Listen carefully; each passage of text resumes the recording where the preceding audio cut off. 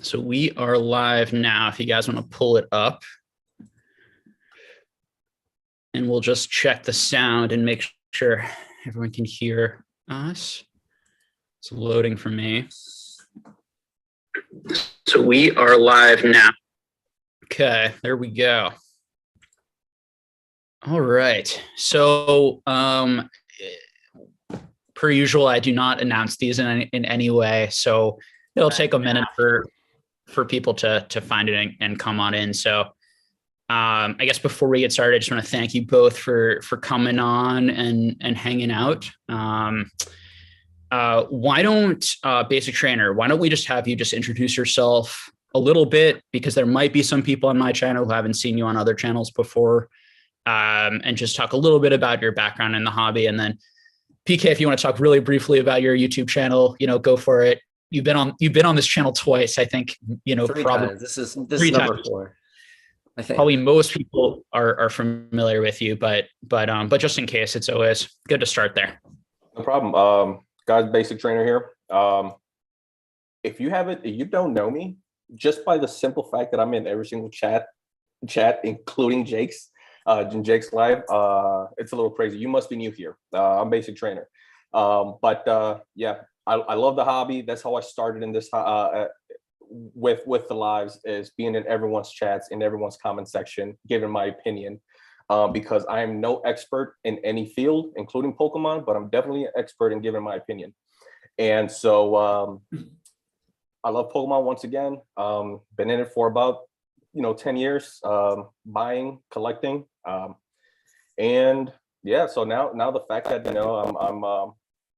I've been invited in so many channels, I'm definitely grateful for that. It's an amazing time for me. It is something that I enjoy so much. The fact that Jake invited me on kind of tells me, Basic, you made it. Because I've always said, like, Jake has always been on my Mount Rushmore of content creators. So the fact that I'm here, it's awesome. I've already had one opportunity. I believe it was in Bubble Squad's channel, but it's always an amazing time where you're able to hang around with fellow hobbyists, talk topics in any realm, in any level of the hobby, whether it's just purely collecting or other aspects of the hobby. I love it. So thank you, Jake, for having me on. I appreciate that a lot. Absolutely, man. Yeah. And before we went live, I was complimenting you and can do it live as well. For those who don't know Basic, he's just been hanging out, in the chats for a long time. Clearly just an absolute lover of Pokemon. And I love having people on who care, who are thoughtful. They try to say things that I genuinely believe they think are going to be helpful and useful, and are honest from their worldview, and they aren't afraid to say, what they think, which is great. And I just think he cares about people and the community and loves Pokemon. And so, just as I was telling him before we came on, that's like my criteria for having anyone on the channel. And if they're opinionated and actually want to debate things, all the better. And PK, have him on tonight, because I also think he's a great person for this discussion. I did invite Rattle on also super last minute, and he said he'd like to maybe join this discussion next week, that type of thing, or have a future discussion on something like this, because obviously Rattle's content these days have a lot to do with the question we're gonna talk about tonight. Yeah, PK, why don't you just give a little intro of yourself as people are coming in, and then we'll go from there. Yeah. So everybody, I run a YouTube channel, Pokéknowledge Cards, but everybody just calls me PK. I've been on Jake's now a few times. Jake has also come on my channel. My channel is just all types of videos, but mainly like these types of live conversations. So if you guys do like these types of conversation, I'm sure Jake will put a link to the description of my channel below. But no, honestly, though, I would say one of the big reasons that this conversation is happening is because of a conversation I had a few nights ago, and I had Basic Trainer was on my channel, and also Mason from Cardinal Gaming was on the channel, and somebody had brought up, sort of like is investing style videos good for the hobby, but then that moved its way and segued into like the paywall Discords or the paywall Patreons and stuff like that. And we just very, very like scratched the surface of that conversation, but we definitely didn't go as in depth on that conversation as I think a lot of people wanted to. But the problem was me and Basic are both not in paywall discords or anything. Jake was in the chat, but anytime you're in the chat, you're not always able to vocalize yourself in the proper way. So through text is way different when you have two people talking. So we decided to stop that conversation. And now with this, now that Jake's here, we could definitely continue that conversation and really dig into it. But before anything, Jake, thanks again for having me on. Basic, always fun to chat with you, bud. Likewise.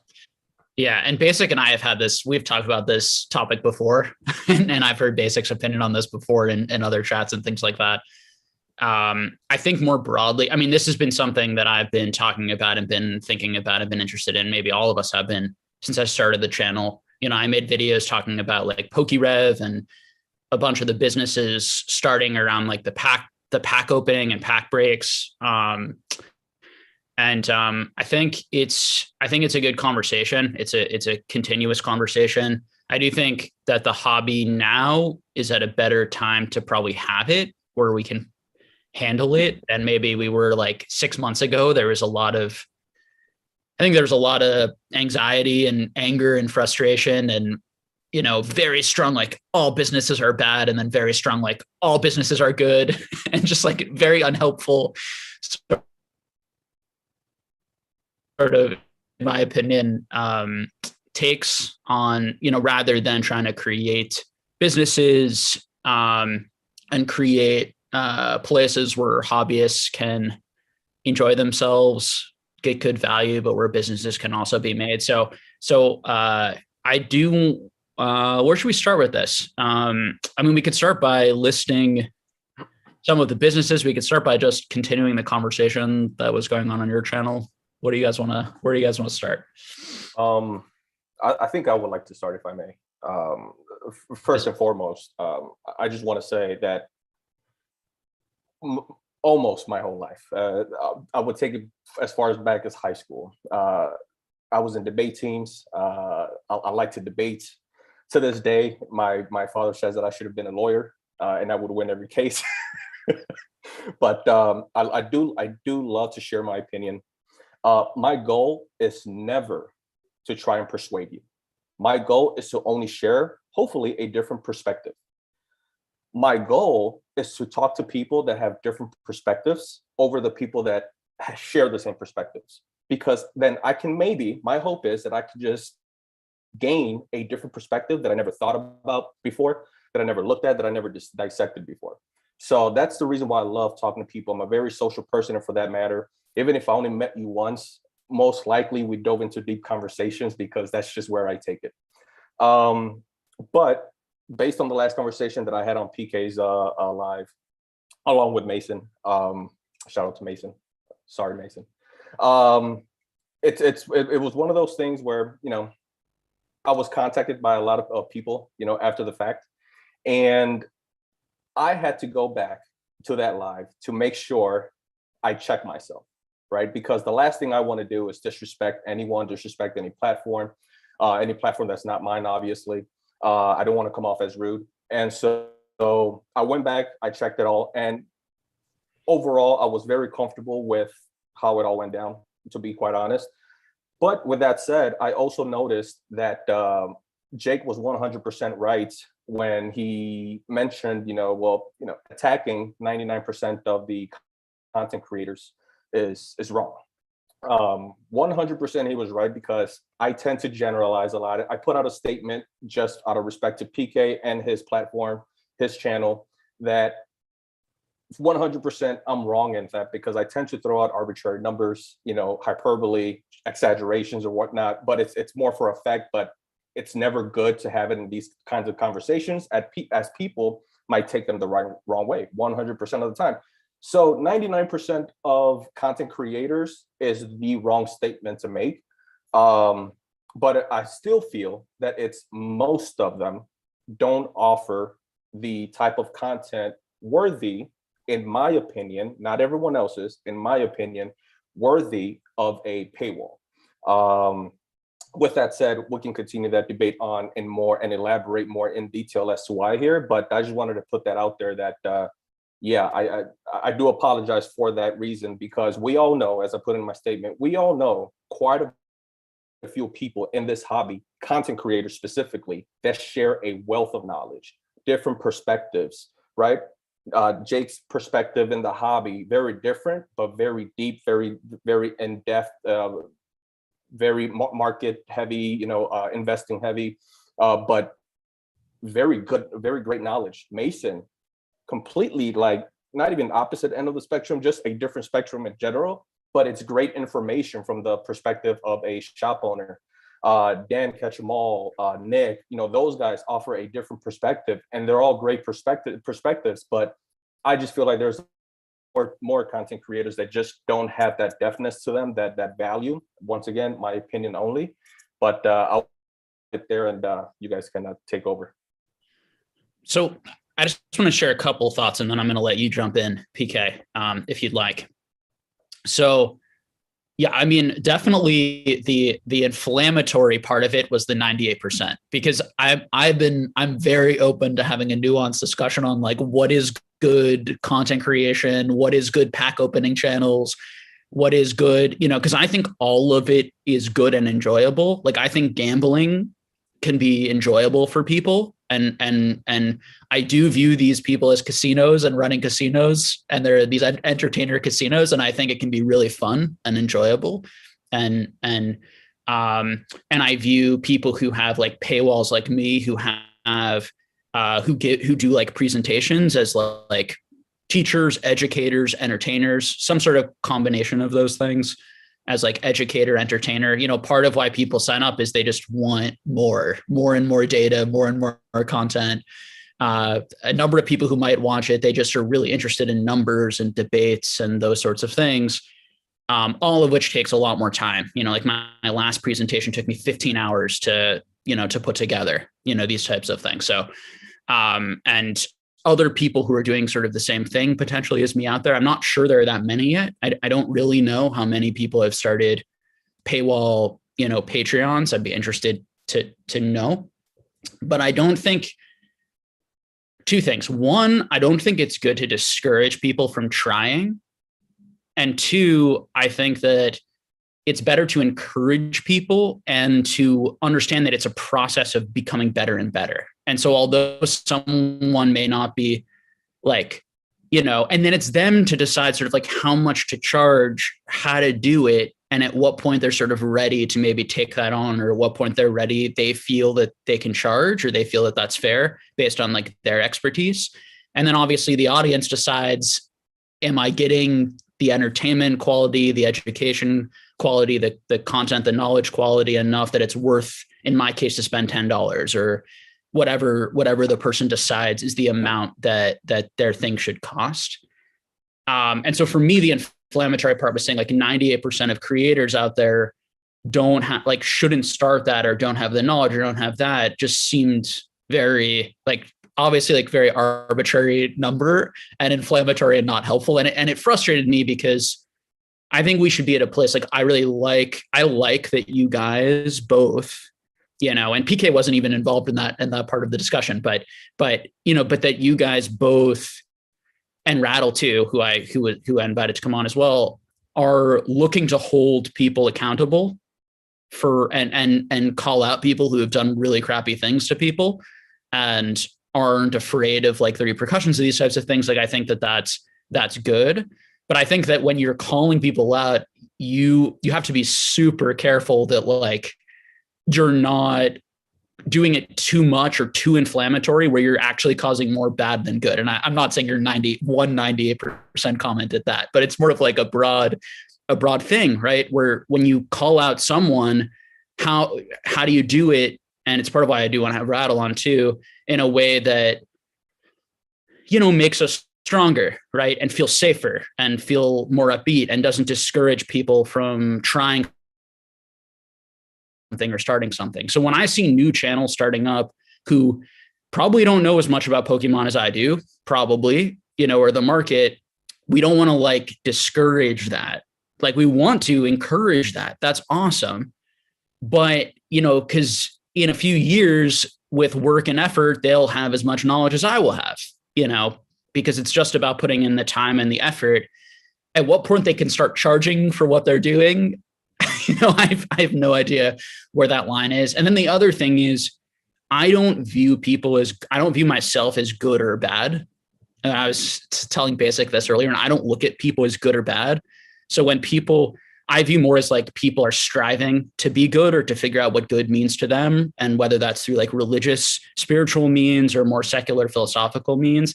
And then every day they're trying to kind of become that type of person.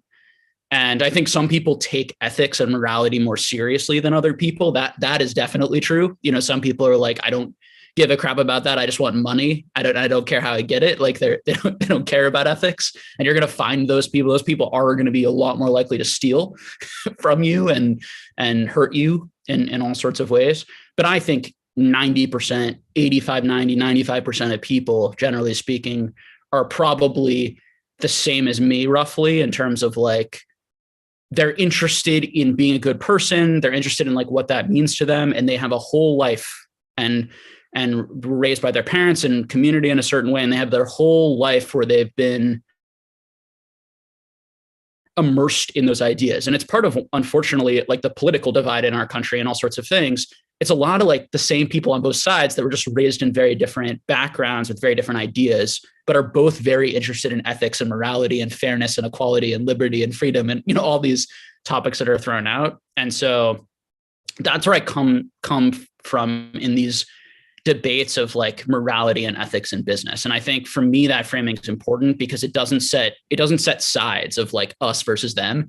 We all want to succeed and we all want to be ethical and moral. So how do we like do that and then hold people accountable? And then there are going to be like the cheaters who are just like, I don't care about ethics like you guys, and I don't care about treating people well like you guys. And, F them, I'm just going to get mine. And I think that, Rattle has probably called some of those people, some of the people he's probably mentioned, and some of the people he's interviewed, maybe have some of those tendencies. But even those people, you want to hope that, people are not, it's not so black and white and people can behave better. And particularly if you encourage them. And, Dan, just on Patreon last night, someone attacked Dan, someone who was buying from him attacked Dan for selling him a PSA slab and then threatened him that he was going to go tell Rattle on him or something. And it was basically like this, the scenario was he sold him a PSA slab and the card inside had been graded a 9, but it like looked like a 6 or 7. And then he sent pictures back because there was like a hard to see bend. And Dan has 1,500 listings, just got a card back and put it up and didn't know that there was a bend in it. But rather than the guy like calmly talking to him about it, threatened him immediately. Like, how could you sell me this thing? Right. So there's this attitude or mentality that like people are trying to screw you, when in reality, it's like mistakes just happen. And I think it's also can be true for me. Like I can make mistakes. It doesn't mean I'm a different person. It doesn't mean I've stopped caring about people. I'm trying something new.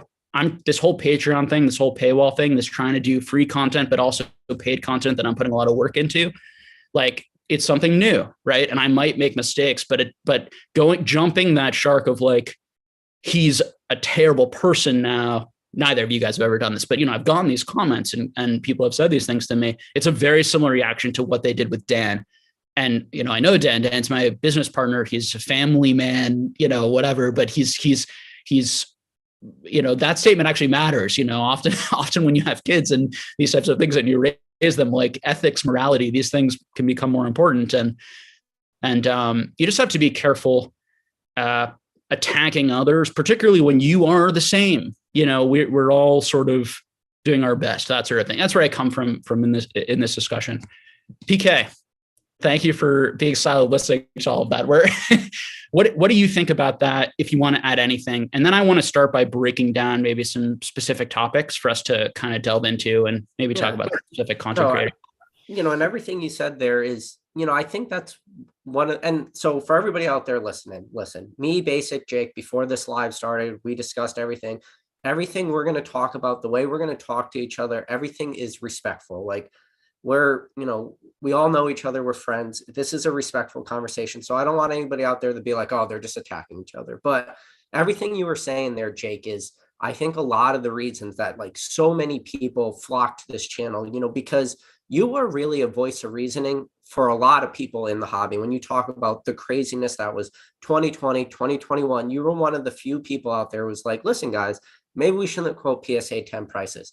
Maybe we shouldn't just think everything's going to go to the moon and never retrace. And then you obviously went much deeper than that. But one thing that you talked about so often in so many of those videos, and no, I don't have exact examples where I could like talk about a timestamp in a video, but multiple times when you first started, you talked about paywalls and you talked about how you would never do paywalls and how you were, kind of against them for a lot of the hobby. Then it did shift a little bit, and I understand why it shifted for you, but can you let everybody else out there know, just kind of like walk us through the series of events, how, you started this channel with no intention of making money at all. And it was just because really you want to talk Pokemon, you want to teach people. And I think some of the reasons you started this channel were very similar to some of the reasons I made my channel. Was you didn't agree with everything that people were saying. And you're like, you know what, guys, I don't agree with everything. I agree with some of it, but not all of it. But why did you talk so often about not doing paywall content or not doing like, pay to get this content, and then decide to switch into that? So I don't know how much paywall content existed. I don't know how much exists now. So I'm not sure. I mean, I have tens of thousands of hours of speaking, like, so I don't remember saying I will never do that. I do remember saying things like, I don't want to do that. I don't think I will do that. And, Mason and I and Dan and I talked about, I don't want to use affiliate links because I don't like it. There's been all sorts of things that I don't particularly like, but over time I've been like, that is the only way to really make money, to make this sustainable for myself. So for example, like if I was getting 100,000 views per video, I did like a join membership where I was selling packs or something like that, I'd be making so much more money than I'm making now doing Patreon and this type of content creation. So part of it is figuring out over time. So in the beginning, I'll give the full story. So in the beginning, when I started, it was purely, I'm an ambitious person. So in the back of my head, and I even said this in an early video because I'm also just an external processor and say everything I'm thinking, but in the back of my head, I had this thought of like, well, if this was successful, maybe this would be something cool that I would do. And I was looking at someone like Rudy, for example, that growing a big channel talking about finance, maybe there was a big community for this. But realistically, in my head, I was not going to stop until I got 1 million views and 10,000 subscribers. That was I tend to be a person who's tries to set goals. And I knew reading on YouTube and going into YouTube that YouTube is a grind. It is really hard. It is really difficult, and it takes a lot of time, and it takes a huge commitment. And I wanted to try something because I had never done any social media really in my life.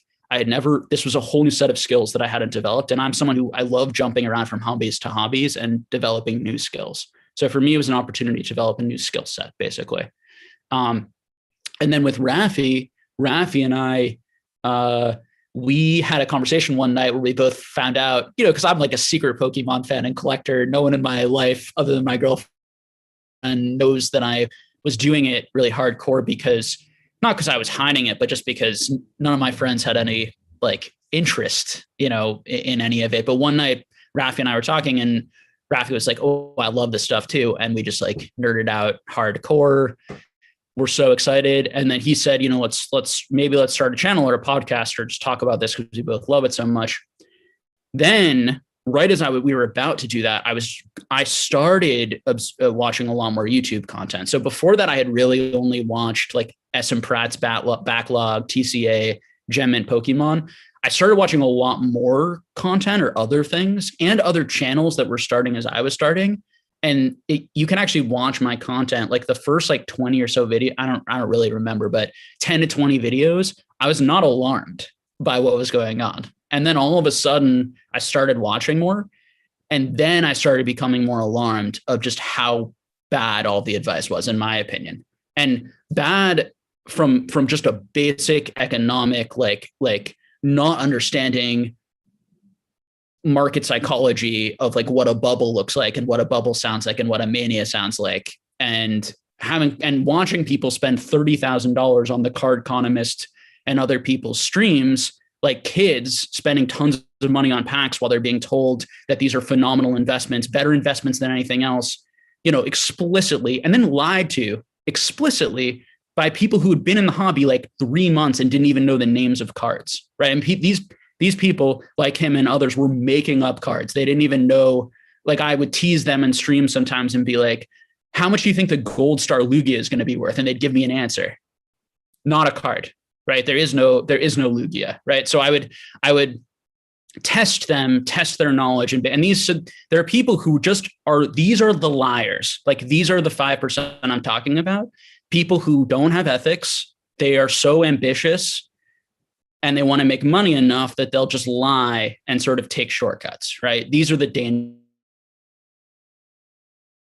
sort of people. And often they are attracted to, and this is something I talked about repeatedly on my channel, right? They are attracted to mania moments, because in manias, people make the worst decisions. There's the most money to be made. There's the most marketing. There's the most scamming going on. Same thing that happened in the housing crisis, full of scammers, like the worst of the worst people getting involved, trying to make huge amounts of money, right? These types of people, these types of things, these types of schemes. And we're still seeing it to some extent in the Pokemon world, but it's a lot calmer now.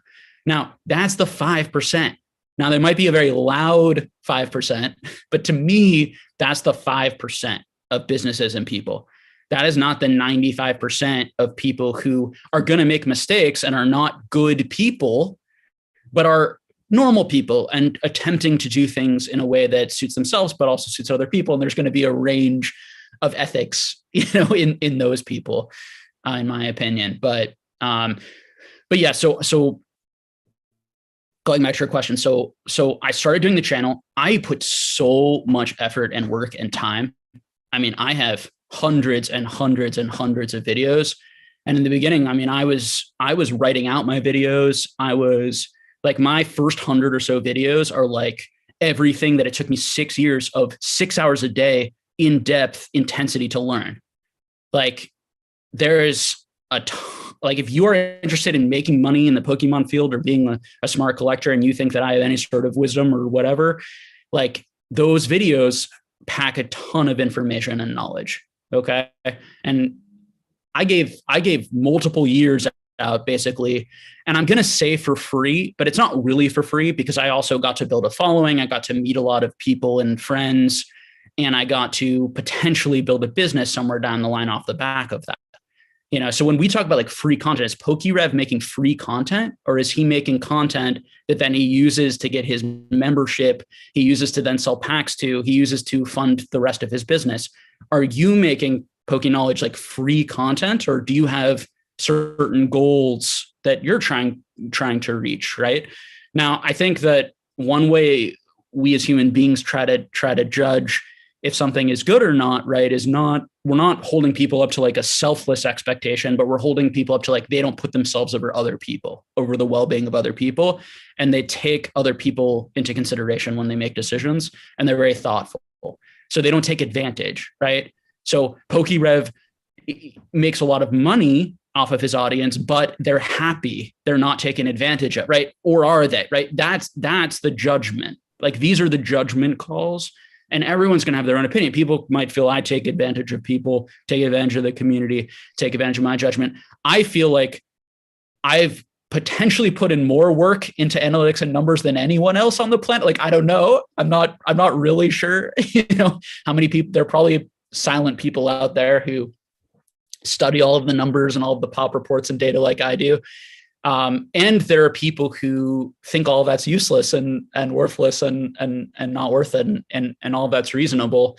But, I think when you put a lot of effort, when you put a lot of work into something, I compare it similarly to, as a therapist, right? Like, I get paid as a therapist. Why should I not make some money for all of the time, for all of the energy, for all of the effort that I give out, at least enough that I'm not bitter and resentful and burned out, and so that I don't feel taken advantage of? Because I think there are a lot of content creators that have stopped doing YouTube because they're burned out. And I think, PK, you might get burned out if you don't make revenue at some point, or if you don't grow, or it's stymies. And again, I don't know, but I've done this for 2 years. And I think it's also one thing too, basic trainer. It's like, you have to be careful talking about things that you didn't do personally to understand like how much effort, time, drain, sacrifice.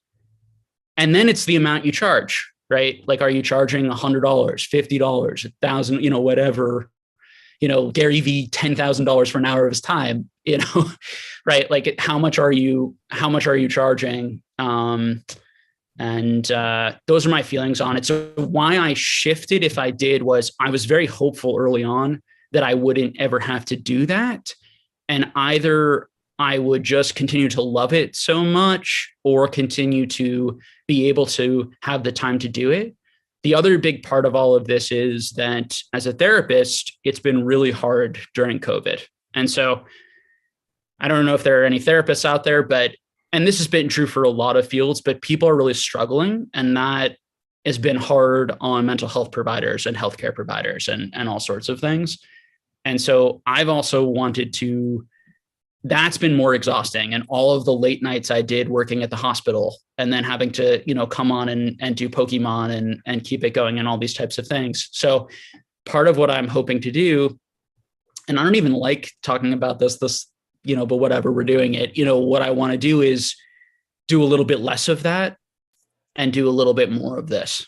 So I've invested in some equipment, and, I'm trying to build a Patreon. I might want to do in-person events one day, like all sorts of ideas. And it's my job to like make it worth it for people, and again, I'm trying it all out. I'm not fundamentally a good person or a bad person, I think, above criticism, but I do think it's dangerous, particularly when you don't try something or you're not doing something yourself, to judge another person or judge a whole group of people, and kind of like how difficult it is. And then I think there's also taking things for granted. Like, if I just disappeared, if I stopped making content creation, there'll probably be people out there who'd be happy and pleased because they don't like me and they think I have a negative effect, but there'll probably be other people who are like, I missed that. I enjoyed that. I enjoyed that community. Jake spent 2 years now plus of his life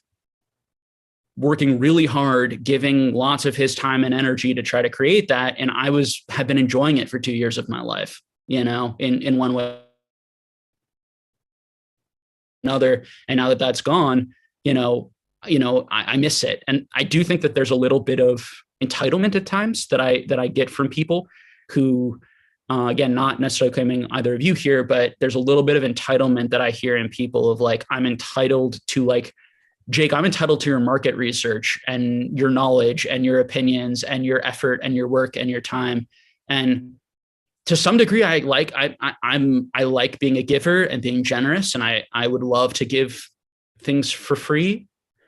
But there's a balance, and I'm still working on it. I'm still trying to find it. I still have doubt. And I talk with Dan and other people constantly about, are there ways to not charge for this type of thing or charge less, or how do we find the balance here? How do we make it worth it for people who want to pay, who want to support? And it's all new for me because as a therapist, I was salaried. So I never had to deal with collecting money or taking money from people before. It was all just given to me by the agency. Of course, the insurance companies were paying and all these types of things. So that's my story. And I'm not sure where it switched. I think 8 or so months ago when I started the Patreon, but I also think that I know how successful I've been. And so I think that I probably know a thing or two about these areas. And so maybe my opinion on things is a little bit more valuable than the next guys in this area or in this hobby. So, I spend hours and hours looking up data, reading, reports, tracking prices, and I give lots and lots of thought. And I've studied 15 different markets, so it's like, I guess in some ways, maybe I'm more qualified to do this, and I'm a therapist. No, I don't know, but I got my master's degree in that too. But it goes into the discussion we were having, last time, basic, right, about that I was saying of like, why do you need a degree, right, in order to charge for something or these types of things. So I've talked so much. I will leave the floor for you guys for a while. So the proof is in the pudding. Yeah. And I think based on the last 15 to whatever 20, 25 minutes, I don't know, that you've been talking, Jake. And I say that politely because I can sit here and just listen to you for 3, 4, 5 hours as I have. But one of the few points that you made, I've never heard that perspective. I've never heard that perspective of how much how much work you put into it at the very beginning, somewhere in the middle. You've never shared that before. Funny enough, that doesn't change my perspective about you because I already knew that about you without knowing it, if that makes sense. I already know how much work goes into your content because as I'm dissecting it, as I'm taking it in, I can see it. You just don't come up with that type of information just off a whim, right? No, it's so just your reasonable, rational person would be able to tell that without you sharing that, you do put a lot of time into it.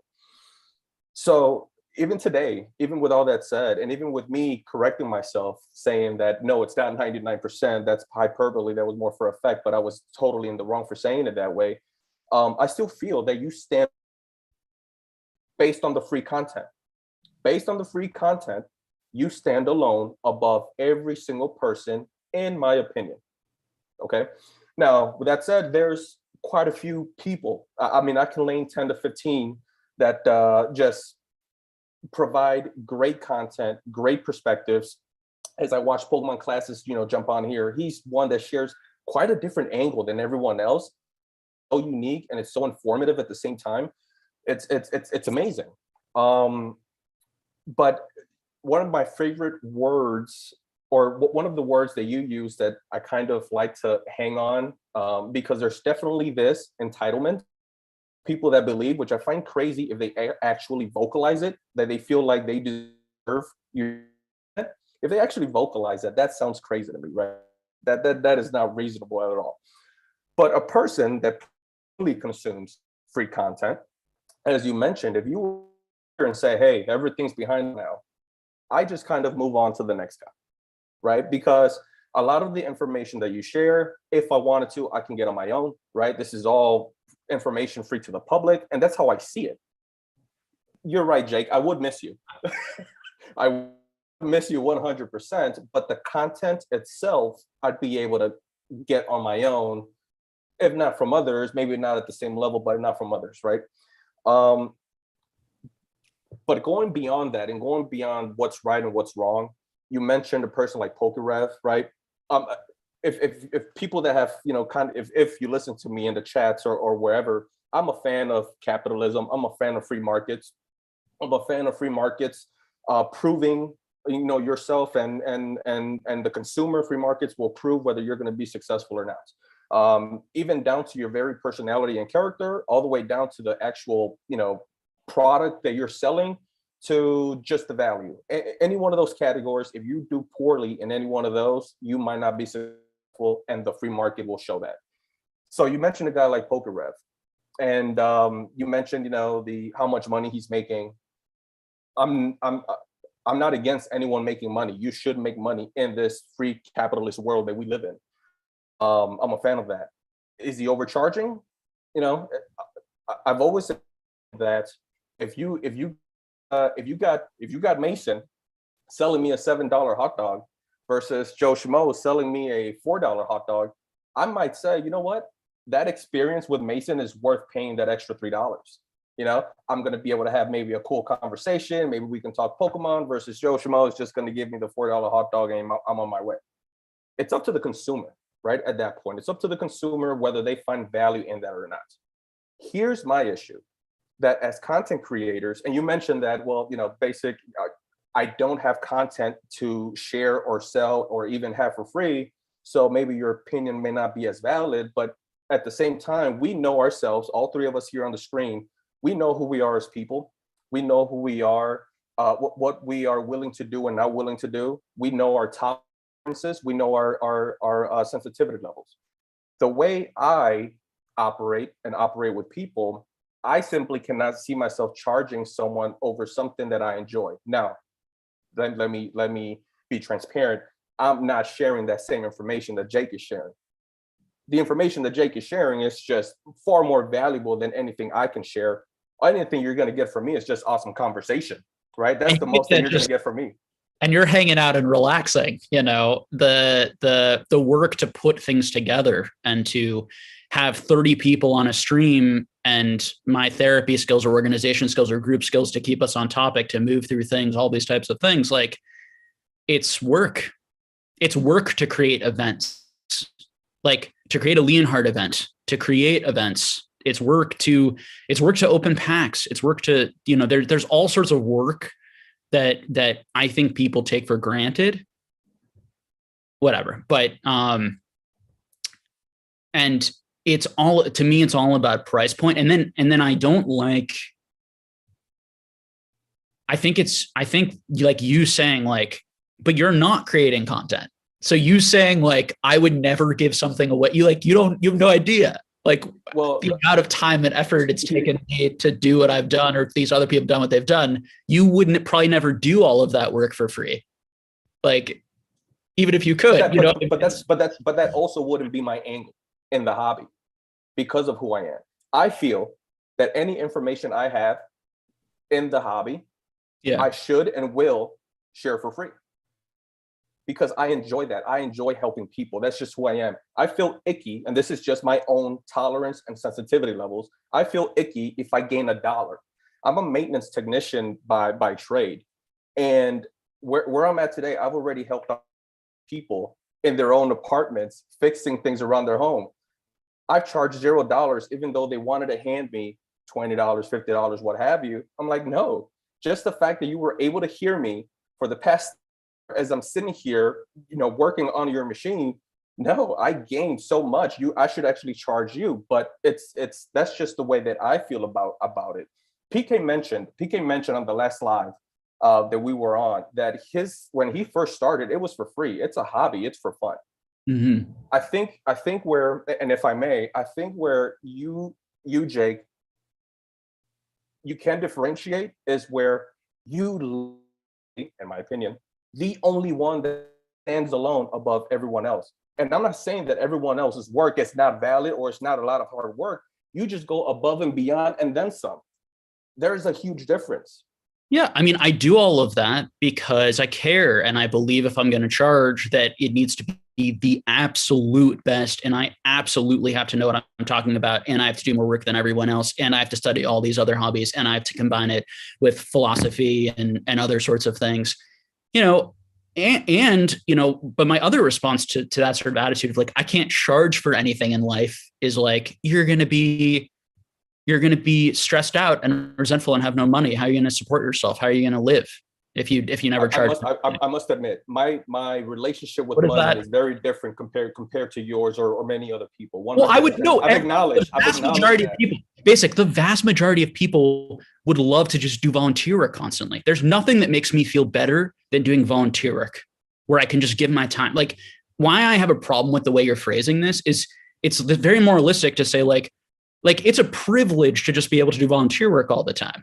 Like, if you can just do volunteer work all the time, it means that you have enough money for whatever reason. And I don't know where that money is coming from in your position, someone else's position. But like, for me, I am not like, it is a grind, and I mean, I had years where I made $20,000, $25,000 as a social worker. Like, if I hadn't been flipping cards and also grinding in other areas and saving and investing and all these types of things, like now I've also been very clear and very, like, my dad paid for my college. So I didn't have, I was not in debt. I've had a lot of leg ups, and I inherited money from my grandmother. Like, I've had a lot of leg ups in life, but the reality is, like, I don't charge people because it feels good to me or because I'm happy that I'm taking money from people. I charge because if I don't charge a little and I don't make enough to support myself, then I'm not going to pay my bills. My girlfriend and my wife is not going to let me do this because we're not going to have enough money to literally pay our bills. You know, why can't both now I things could be sell true? now to be fair, Why I can't both could things be sell true? my whole collection and we could live off of that for a while, you know. So there's always answers to these things. And I'm going to finish here so that PK can go ahead and chime in. Yeah. But this is where I struggle sometimes with you, Jake, because it's like you can't.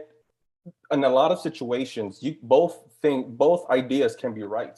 To be completely transparent, as a maintenance technician, I make $65,000. That is enough for me to pay my bills, invest, save, and then So have just play give that money. money, And then- give and that then- money, and then have give that play money money. back.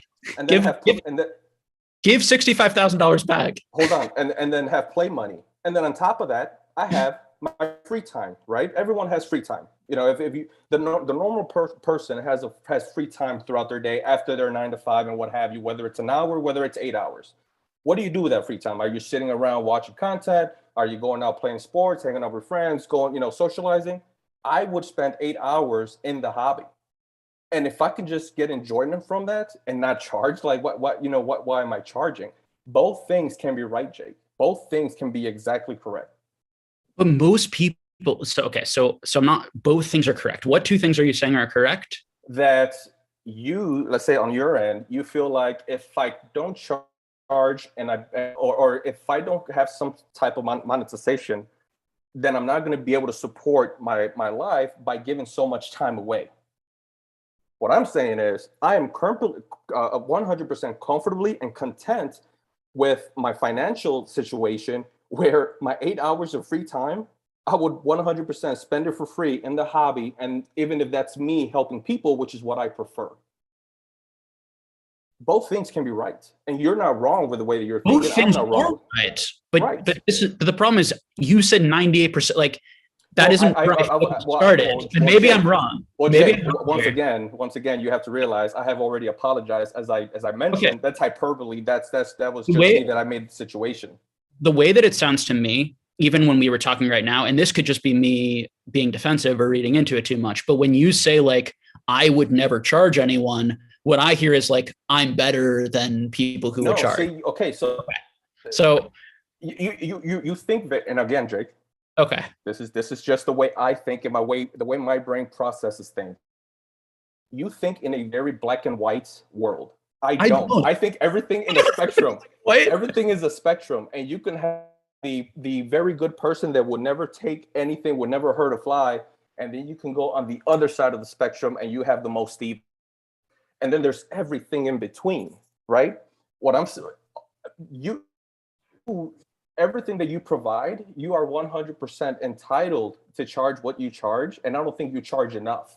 But this conversation is not about you, nor was it about you from the very beginning.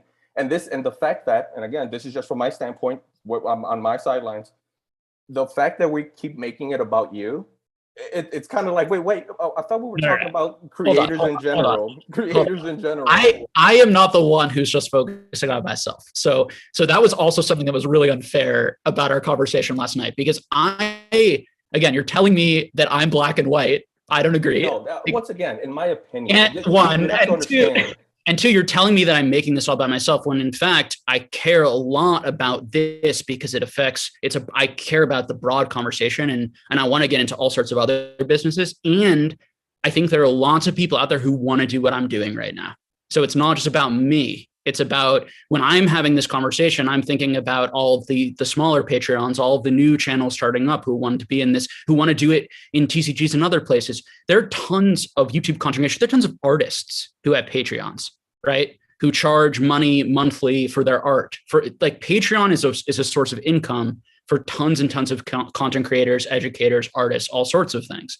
So this is a broad conversation. So when I'm speaking, I have all those people in mind. And so even if I use myself as an example, saying I'm selfish or saying that I'm just defensive and selfish or making it sound like that is not fair and not where I'm at inside. If I made it seem like you were selfish, that is nowhere near what I was getting at. And for me, it's a little hard to have this conversation when you are giving yourself as the example.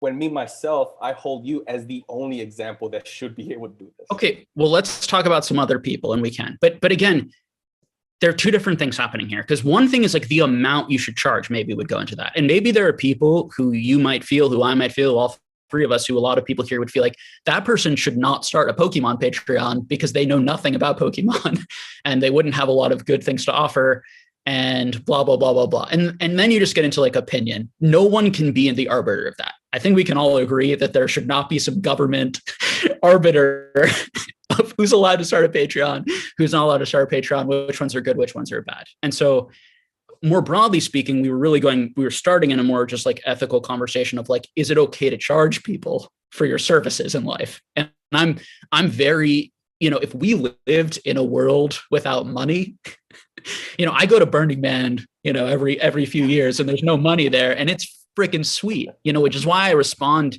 back to you basic. Like I would love, like there was I spent 2 summers not working growing up and just volunteer working every day. And it was the happiest time of my life because I was just like, I didn't have a boss who like, I didn't have to do things. I went in there, I got to make people's lives better and people thanked me for it.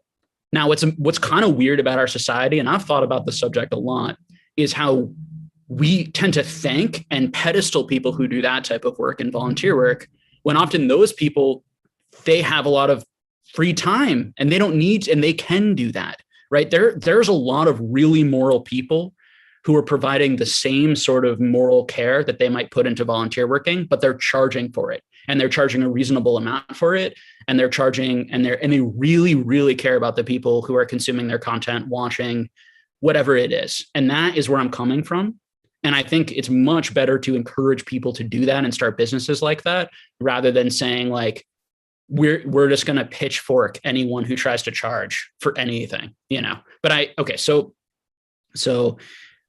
PK, yeah, what do you I'm here, guys, don't worry. All right, so thanks for listening. no, and you know what, I wanted to let both of you guys talk because I think you guys are both on, I don't know if I would call it opposite ends of the spectrum, but you guys are very polarizing with a lot of your thoughts for some of this stuff. What I think the conversation boils down to, at least how the way I look at it, and I was going to talk about, me personally, but Basic kind of just threw that out. It's like, don't make it about yourself. Talk about the hobby in general. What I think it boils down to is what you're doing gatekeeping? And I think that is a conversation we need to have, because when we talk about what is this live we're doing, why do we make content? Why do hopefully most people out there make content? It's because you love Pokemon, because you want to talk about it and you want to share whatever knowledge you have to the masses. Now, I understand exactly what you're saying, Jake, is exactly what you said. You put so much time into it that time is valuable. Everybody's time is valuable. Like if you're going to do something, it's always nice to get paid for it. But the question is, it's how did you get all that knowledge? And a lot of the times the gatekeeping that I'm talking about is knowledge that people acquired for free, or they acquired it through relationships with other people that they also got for free. And I've been looking at the chat all day. A lot of people here has talked about SM Pratt.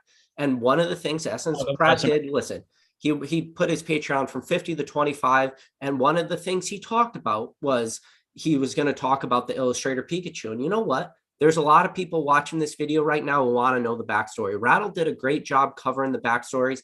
And I knew a lot of that backstory. I did not know all the stuff Rattle showed, like some of the photos with that Pikachu Illustrator when it was still a PSA 9 sitting in like the computer chair and stuff. I'd never seen any of that stuff. So I learned a lot from his videos. But this is the problem with I have like Scott Pratt's Patreon, where now, and this is where you can make the argument, is what Scott Pratt knows, is it valuable? Yes. But the problem is a lot of that sort of information he obtained for free, or he obtained from somebody he knew, because I'll tell you right now, he was not part of that, Illustrator PSA 10 trade, but he knew about it right when it was happening. You know why he knew about it? Because he has friends in the hobby and he got all that information from his friends for free. And the same way, a lot of the information, I know a lot of stuff in this hobby that I won't talk about because people ask me not to. Like I got a lot of friends that I've made, actually a lot of these friends I've made recently have given me some information that I wish I could share, but I don't want to like go behind their back because they told it to me and share it to everybody. But that's where the gatekeeping comes in. So then you got to ask the question, are you now gatekeeping where information that you obtained for free, you're now putting that behind a paywall? Is that fair to everybody out here watching these videos? Because people want to talk Pokemon and want to know all this information. And it brings up that question of, well, if you made those connections and you spent all these times to become friends with, whether it's Gemmint or Radar or any of these guys that might know information you don't know. Now, if you spent the time to grow those relationships and maybe they gave you some information other people don't know, is it fair for somebody to paywall that and put it behind? And I think a lot of it, like the argument that would go against like your Patreon, Jake, is if there's information in that Patreon, did you get that information for free? And most, if not all of that, is yes, you did get that information for free, with the exception that your time is valuable. So I think that is at least a conversation that should be had, is setting up paywalls, gatekeeping. And by gatekeeping, you're not allowing everybody in. And by gatekeeping, you may be able to manipulate the information so it hurts other people. An example being print runs. There's a few people that actually know very close to what the true print runs are. And it's not a secret now who gave out that information. She was on Leonhardt's channel. She worked at Wizard of the Coast. She talked about like how she was the one talking about the print runs. People know the print runs from her. It's not a secret, but they haven't like released that to everybody. Everybody still needs to speculate, but she told a small group of people after she sold them product what the actual print runs for some of the set was. And that's how everyone knows Skyridge was super low. But it's like that. Should you paywall information that you got for free?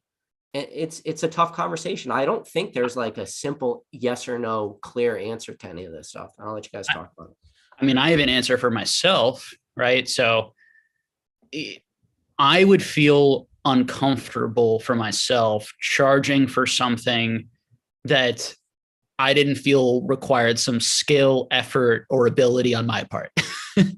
So now other people might disagree because they're just like, well, I got this juicy information and now it's mine and I happened to get lucky and I was just there and now I can create something, with that. But so for example, like this idea of like, if you get info for free, you can't like sell that or teach that is not a functional, not ideally, frankly, not in my opinion. And there's so many philosophical debates on like how should knowledge be and debates on college and education and should all knowledge be free? Why are they charging $60,000 for these degrees and to get this knowledge that may or may not be useful instead of just giving it away for free online or libraries? Like these have been debates that have gone on forever. But ideally, if information was very free, the skill or the ability would then how do I package that information, understand that information, comprehend that information, piece that information together, and then share something new. So for example, I'm not sure there's someone who knows about, 1940s, 1950s, 1960s, 1970s, 1980s, like 10 different card sets from each of those years and the price history, and then can compare that to the Pokemon information that I'm getting and also the Magic and the Yu-Gi-Oh! And then coming up with my conclusions. I'm not sure there's someone bidding on 10,000 auctions a month who's actually seeing all of that price data, who then can compare it to all the other data that I've got going on and then give an opinion on something based on all of that. Now I still don't, you shouldn't list like there's still, I wouldn't feel super confident that I obviously know what's going to happen or anything like that. But I think people are paying for SM Pratt because they believe that 15 years of just experience, whether or not he's getting that, the information and the facts are cheap, to be completely honest with you. And my girlfriend and I talk a lot about this. I've always put more, I prefer sort of fluid intelligence to the crystallized intelligence, particularly in an age of information. So in the age of information, you can look up facts on your phone, but only some people can make sense of those facts and manifest those facts into successful investment strategies or successful things in whatever in life, right? And it's that you are paying for is the person, it's the skill. If you're going for SM Pratt, right? I believe that this person owns all these really expensive cards. He must have made lots of really good, smart, savvy deals, all these types of things to get there. And And maybe they're also paying because they think he has information that other people don't have, data also possibly, and that might be true for me too. But people are not paying. I am not hiding data from people off of the Patreon, other than the data that is taking me like 15 hours to compile and put in a spreadsheet, and then I'm sharing.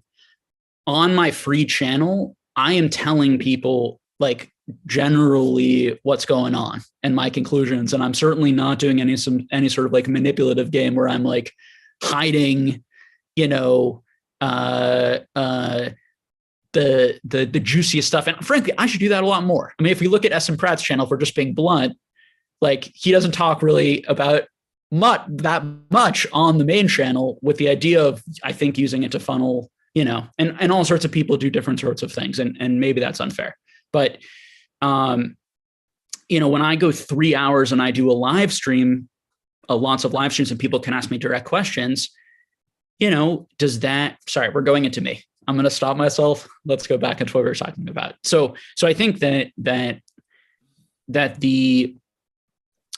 so that's what I would say. So for anyone out there, for me, that's how I would judge another Patreon or another person. It's what are you paying for? And as long as that person is taking the information or the knowledge that they may have acquired for free, as long as they're taking that and packaging it or creating something valuable that they're doing, I have no problem with them charging. I think it's worth it. And they should be crediting, and this is a big one, they should be crediting the people who gave them the information and being honest with what they do and do not know. And so this is one area I have a huge problem with, is people pretending that there's some sort of invincible God, you know, any of these types of, you know, egos or people in the hobby, and or pretending that they didn't get their information from other people. So for example, like Pokemetrics, who I've shouted out a bunch of times, I'm getting a lot of my data from Pokemetrics, Pichu fan right now. Without things like Pokemetrics, you know, consolidating data, without looking at eBay sold listings, without, like, I wouldn't have all of that information. And so I often credit them. But I do think that there's value in seeing how I interpret that information with the amount of work and effort I put into it, if you're serious about the market in Pokemon. So that's how I would answer that, you know, specifically for myself, and I would judge other people similarly. Are they doing that? Or are they not doing that? What do you think, Isaac?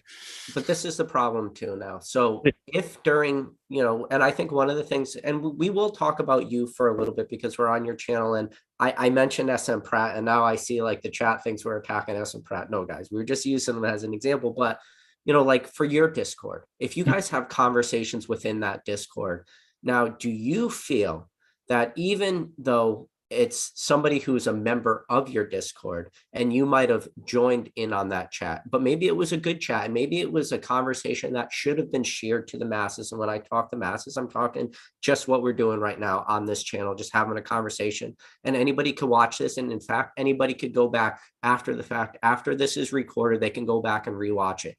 If you felt that that information was maybe valuable to everybody, but now what if you were afraid to talk about that because you're like, well, it was in our Discord, or the person that had that conversation who brought it up is nervous to bring it up somewhere else too. It's like, well, I had the conversation. Jake was a part of it. It was part of his Discord. Now, would I be doing Jake a disservice by going out and talking to somebody else in a more public forum, like my channel or somebody else's channel, talking about a conversation they had within your Discord?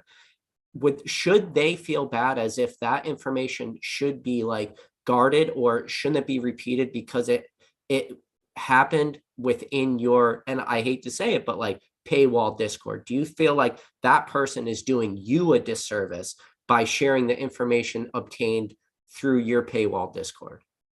It's a personal decision. I think that there's various levels of it. I think people who share my videos for free with other people, like the pay, like I would appreciate if you didn't do that and instead encourage the people who you were sharing with to like also pay for it. But I can't control that. People are going to do that. You know, the private videos, the market research stuff. I know as a citizen of a Discord, I took it very seriously. So when I was SM Pratt's Patreon, in his Patreon for a whole year, and I never took anything that I got from that and spoke about it publicly, specifically, for me, and part of this is being a therapist too, I'm very like, it's very ingrained in me to like, there are spaces that, and you have sort of, this is talked about here, and it's not your job. You don't own the information that's being talked about here and the experience that's being talked about here. And so you should not be sharing that around. And then that is, that's not cool. That's how I would answer it. But every person in my Discord would have their own personal thing. And I'm certainly not, shut it. I not only do I have no way of tracking any of that, I have no interest or care. I trust people to just like be respectful, I guess. But I think that's the thing. I think a lot of people would be anti that. And I think a lot of people wouldn't want to have that conversation maybe outside of your Discord, because maybe they would feel that they were doing a disservice to you, or that now that they're part of that. And I think a lot of this, and I'm not a psychiatrist, everybody out there watching this, I'm not a psychiatrist. Jake is, so he can talk about this. But what I think is a lot of people, when they join those sort of paywall Discords, because it does set up a barrier of entry, they feel they're part of some sort of like, call it more elitist type club. And a lot of it is the argument is, well, the people that are in that Discord for the most part want to be there. And like you're able to, call it filter out the trolls a little bit or something like that, where maybe a more public forum, people that don't really care about it will be there. And I understand that argument. But I do feel that it builds up this elitist type mentality. And that's something I feel like maybe we don't talk about. And it's super, like, I'm not even going to bring it up. Like, I don't want to like dive into it, but very similar to conversations I've had with like paywall Discords is very, very similar to conversations I've had with some of my friends that were in like frats in college. Like it's almost scary. Like the arguments, like the similarities between these two. And I'm going to take it a step further, because I think the real issue is people paying for access to me or friendship to me. That is actually the biggest issue. And that's something that happens hard. And I hope you guys are proof of that. I really work hard intentionally not to do that. But of course, there are going to be people who pay into my Patreon or probably get consults or these types of things because they want to come on my channel, or they want to get closer to me or become friends with me, or they want something from me, or these types of things. Why do you think people are going on PokeRev's stream every day and writing their name saying great stream? Because they want their name to be seen so they can grow their channel, right? So let's not pretend that people aren't doing that. It's my job. And I don't even think that they're necessarily doing something that wrong or that gross. What I will say is like, I'm very careful to not have that impact me or try to not have that impact me. I've seen people write things like, I don't respond to people unless they're like my Patreon members, these types of things. Absolute nonsense. That's a lie. Like anyone who writes a comment or says that, I just, in the chat, like when people are writing, I just read off every question that I see. I don't even pre-read them. So for anyone who now off the channel, that is true, because I have a lot of work for the Patreon and I get asked a lot of things and people are engaging me. So earlier on in the channel, I spent more time responding to Instagram messages or responding to comments and things like that I no longer do. But in terms of like engaging with the chat or if like you see me at a Collecticon, I don't care if you are in my Discord or not. If you're a nice person and you like Pokemon and you want to have a conversation, I would love that. Right. It's just not, but to your point, it's a very real thing and it's something that has to be managed. But that's groups. Anytime we make groups, that's going to happen. Now, what about the elitist thought though, Jake? Like elitism, I don't know if I'd use the word elitism. I think that there are going to be people out there who like would really want to do it, but like $10 is an uncomfortable amount of money for them, and it's a stressful amount of money for them. And I acknowledge that. And I create a lot of free content where we hang out here constantly. Come say hi to me in person. I would love to talk to you.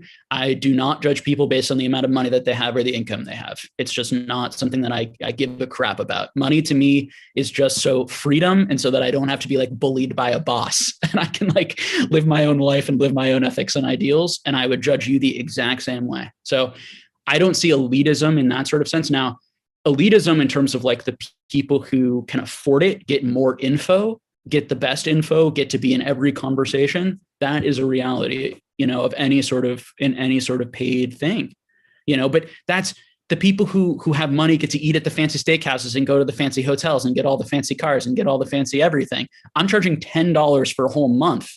A lot more people can afford that than to go on a PokeRev booster box break for $500 and maybe get your name read out. It feels like the paywalls are very small mostly. Now, some of the paywalls might be bigger out there, and people can say they're charging too much, they're charging too little, and everyone's going to have their own opinion. But hopefully I can demonstrate that I'm aware of these things and I try to be as thoughtful as I possibly can about them. And I would say that I think other people are too. Like, I think that, yeah. So I would say, okay, I got to make it clear to everybody out there watching this. Me and Basic are both not part of Jake's Discord. We're not members of his Patreon. So in that sense, maybe we're not like the 100% best guests to have on, because we can't talk about actual experiences within that Discord or anything.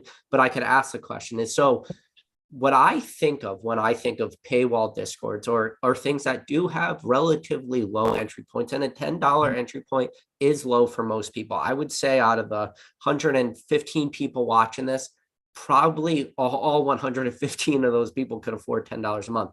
But now this is the danger, and the reason why I don't like to join things like that, and only you would know, are most of the conversations that are occurring inside that Discord, is it very meaningful types conversations, or is it just a lot of people, and I hate this word and I will use it like an alpha investment term, or is it like a lot of Timmies and just a lot of people in there with that I want to get rich quick, mentality, where they just, and the question that gets brought up every day is, what do you think about like some super modern product getting a reprint? Or what do you think about like the Vaporeon, Flareon, Jolteon premium collection box? Jake, do you think I should go out and buy this? Like, are those the conversations? I'm in the top 10%. I'm in the top 10% of biggest modern lovers in my Discord. I would guess the vast majority of people are collectors who just really love the market and have been watching the channel from the beginning and just love the content, love the conversations, and supporting me, and also believe that, like, for example, now we're bringing on Pat Flynn and TCA Gaming, and we're bringing on now that I've grown it bigger, now I'm paying some other content creators to come on to provide even more value. So there's some trust that I'm going to take the money, I'm going to take the growth, and I'm going to try to create cooler and cooler things.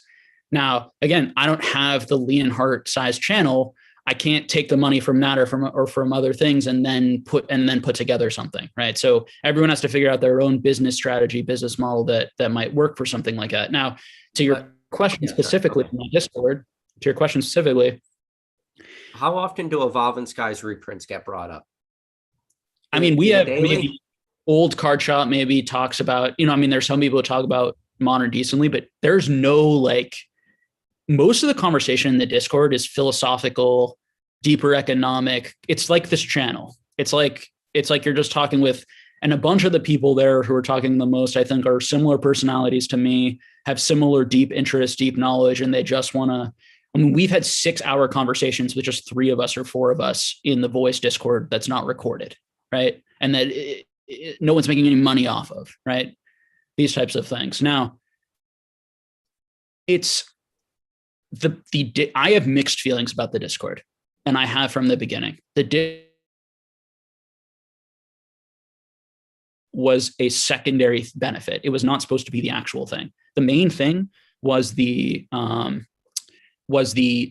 video and the Zoom call. Okay. And then the Discord came out afterwards of like, why don't we create a community where people can also like hang out, ask questions, where we can have more easy access to people. Now, the 2 things that I'm most worried about are people paying to be friends with me or access to me, 1, and 2, people feeling like they have to. This is the one you have not mentioned, and this is the one that I'm the most worried about. To be honest, I'm not that worried about the stuff that you said, just to be completely honest. And that's fine. I'm just telling you what I was worried about. What I am very worried about is people creating friendships and then feeling like I have to stay in this Discord to be friends with the people who are still in it, 1. And 2, I'm very worried about people feeling like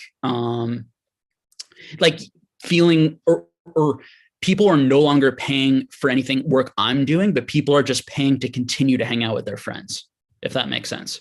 And that is the danger of Discord. And So, that makes me very uncomfortable. And it's something I've thought a lot about. And again, this is my first time doing anything like this. So I'm just going to see where it goes. I don't think it's become an issue yet. And again, hopefully the $10 is low enough that no one ever really gets into that sort of thing. But that's the last thing I would ever want to have happen. Go ahead, Basic. I'm having an internal debate right now whether I should or not. As a very transparent person, I want to. Quite a few people reached out to me, Jake, from your Discord, voluntarily. I did not reach out to them. They reached out to me, and I'm not going to blow their names up. Okay, that's something I'm not going to do. I actually had this conversation with PK to be completely transparent. I share the names with him. I didn't feel comfortable doing that. Let's just say it's people that we respect in this circle that we have within our circle. Ultimately, they said, you're not wrong. You are right, Basic. And if you recall back on our conversation with on PK's live, my main concern with Patreons, paywalls, and whatnot is that you as the content creator have zero control over who jumps in, right? We can all acknowledge that. You have zero control, and I feel like you have zero responsibility at the same time. Because of that, this is why I cannot do it, because my self-conscious would just not let me do it. Knowing automatically, if I started one today, I know for a fact that there's going to be a percentage that is simply going to be there because they want to be friends with me. There's going to be another percentage that's going to be there that don't deserve to be there from a financial standpoint, that are struggling to pay bills, and they're thinking that this is their way out of poverty and they're going to make millions of dollars, right? That is another one. And again, you have zero control over that. And it's all based on the consumer. The consumer is responsible for that, not you. But the people that reached out to me have said and again, people that even I would respect, I know for a fact you would respect, and maybe we can have this conversation behind, this, but the fact that they said there are kids there that should not be there from a financial standpoint. There are kids there for sure, or people in general, they didn't say kids for this specific term, that are there because of the people that are in it and they want to be friends with them. That zero control over the content creator that has to create the paywall is what scares me, is what would not allow me to sleep at night. That's me. I'm not saying that you have to go by the same ethics or morals, right? I mean, and once again, you guys are setting such an insanely high standard here. So two things. So two responses to that. It's not your responsibility. I don't Your responsibility. One, I don't know, and I can talk to these people, and they should come talk to me. I want to create, hopefully I've made it very clear that I'm interested in ethics and morality being reasonable to people, right? So, and people might disagree with my, whatever, but I'm open, right, to those conversations. I really want to have them. I seek them out. Two things. One, in any profession, no matter what you do in life, okay, there are going to be people who choose your services who should not. Okay. And part of your job as an expert is to actually tell them that, as if really good experts. So for example, as a therapist, one of the first things I do, I try to figure out, is this person, am I a good fit for this person? Am I going to be able to help this person? This is the type of service that this person needs. Okay.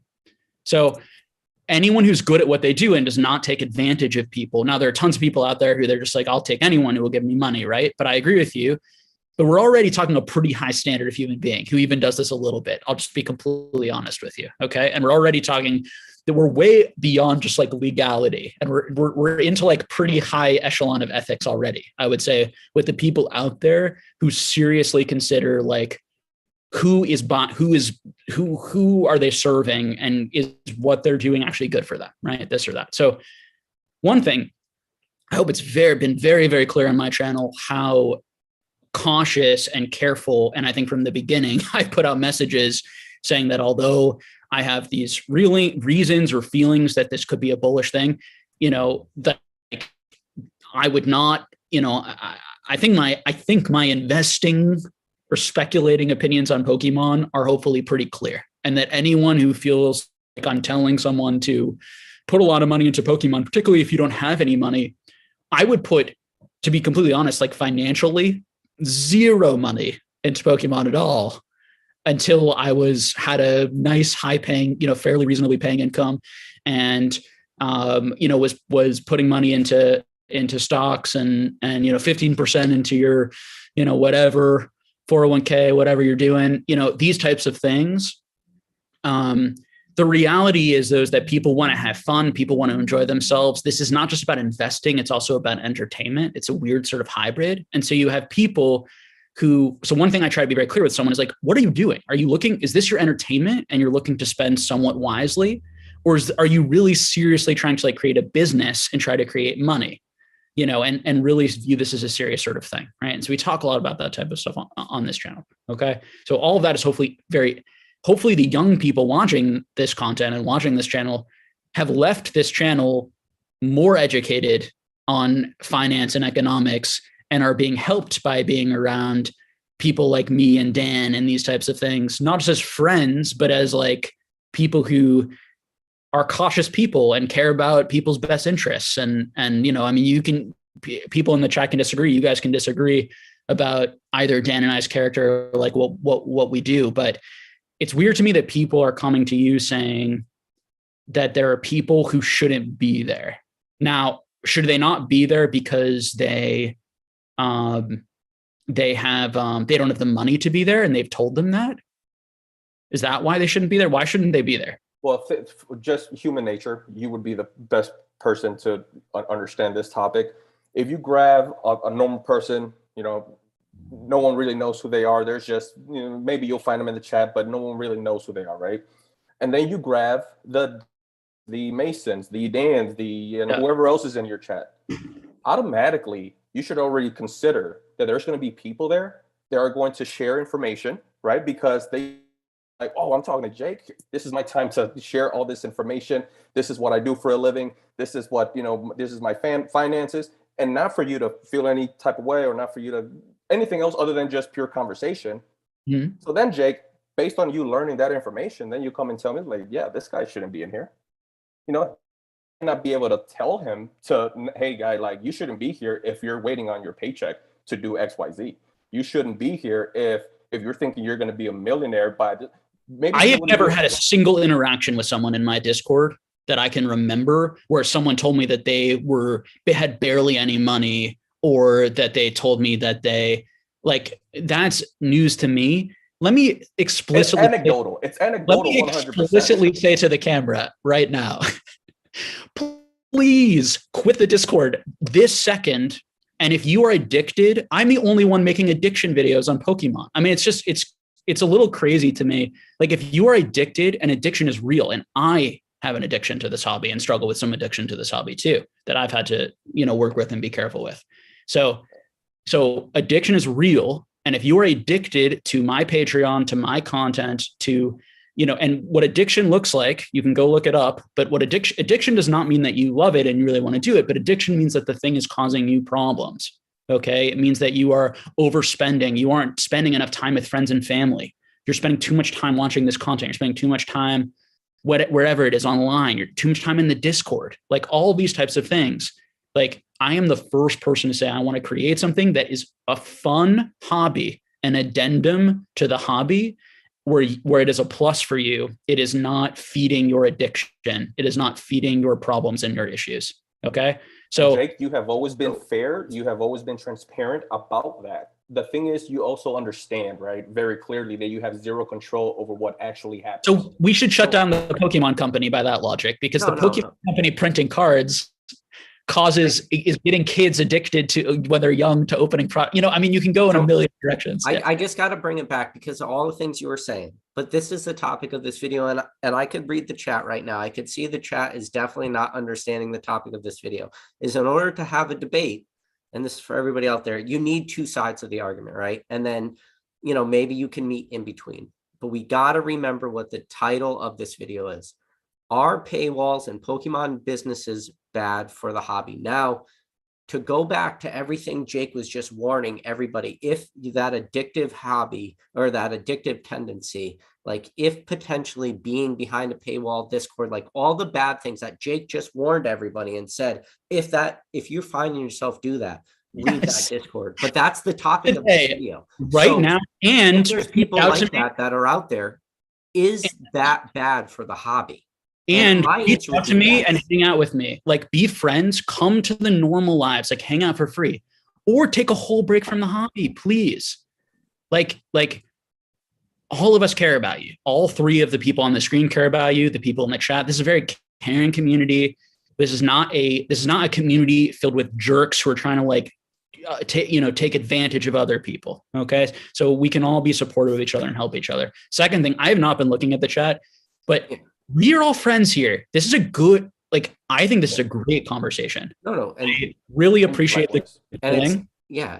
So just if anyone is like upset one way or another in the chat, just know that like, for whatever it's worth, everyone is entitled to their opinions. But like this is the type of conversation that is really good, in my opinion, for the hobby. People should hear this stuff, and it's really good for people out there who are thinking of creating businesses, because this. Although we're talking about Pokemon, this is all the themes we're talking about tonight is across all businesses and across society. I mean, these are broad, important topics of how do we share knowledge, how do we charge for skill, how do we charge for knowledge, all these types of things. So it's great. And so one of the things Crane Guy said in the chat was, you can't control people who spend their entire paycheck on Pokemon.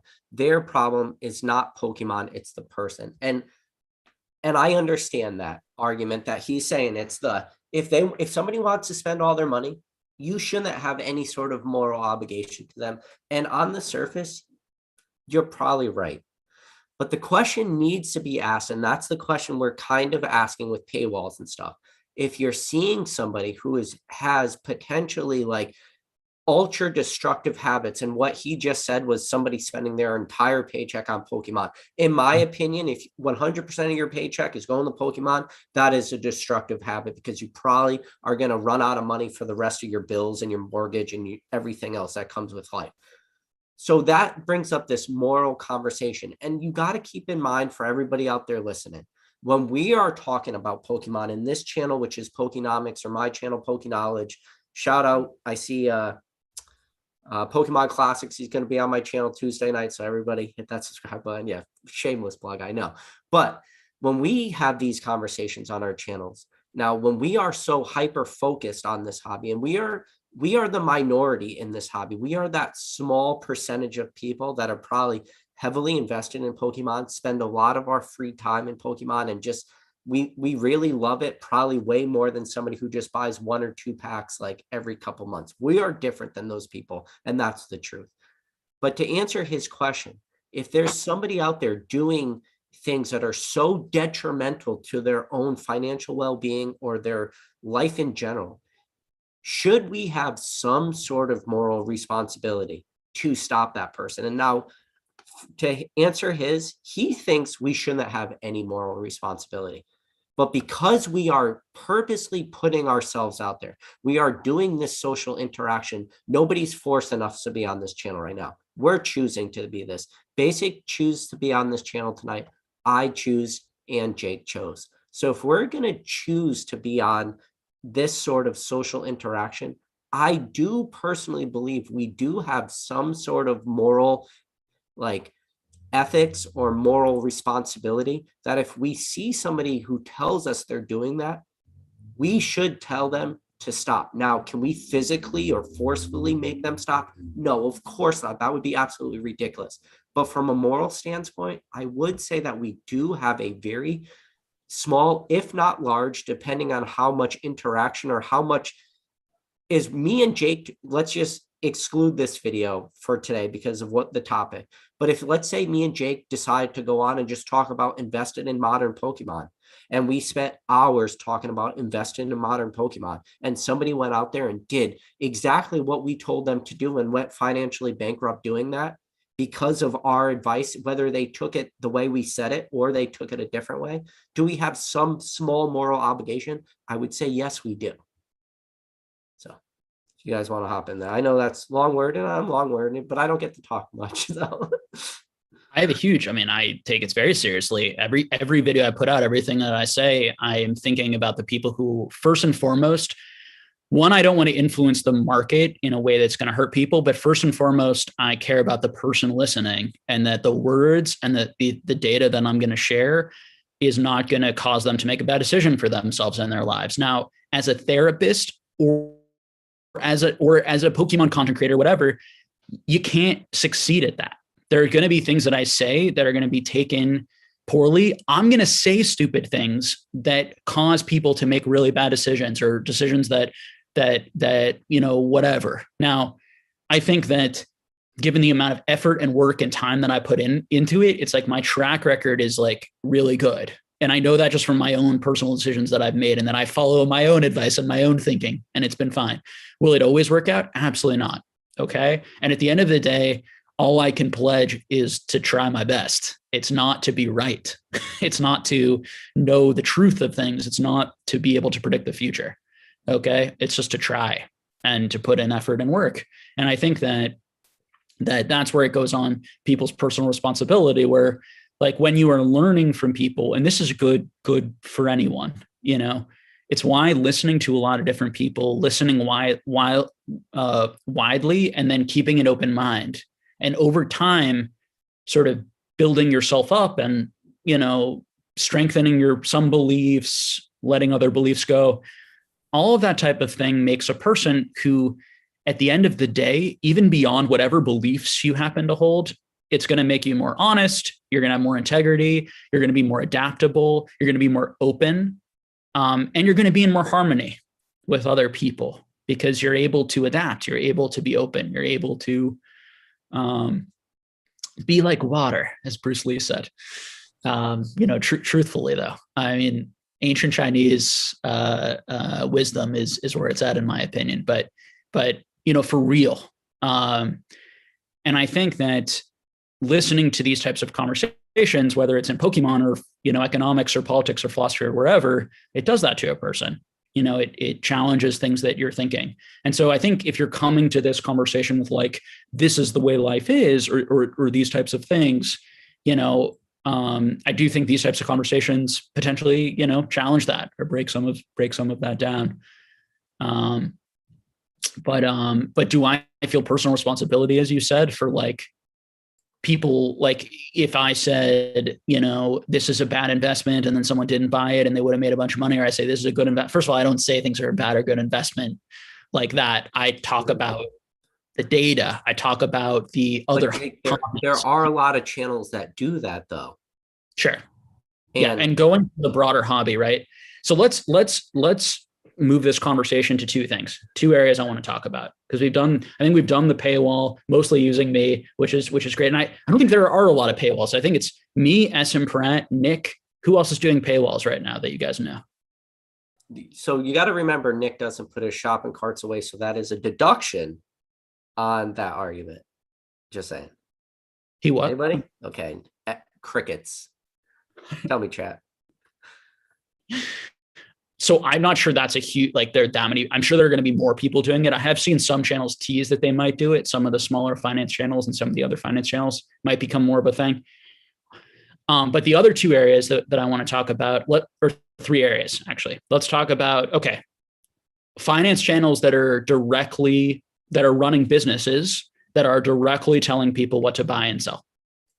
We can talk about them. I know you guys spent a lot of your last stream talking about it, but we can talk about that. Pack opening, pack breaker, rip and ship, those types of businesses that people are opening. LGSs, game stores, distributors. I mean, there's all sorts of businesses we can talk about in Pokemon. Wherever you guys would like to start, wherever you guys would like to go, we can go. To me, and I'm going to go first, so if I may, only because I'm the consumer out of the three here, or I'm mostly the consumer of the content versus, maybe it's more or mostly putting out your own content.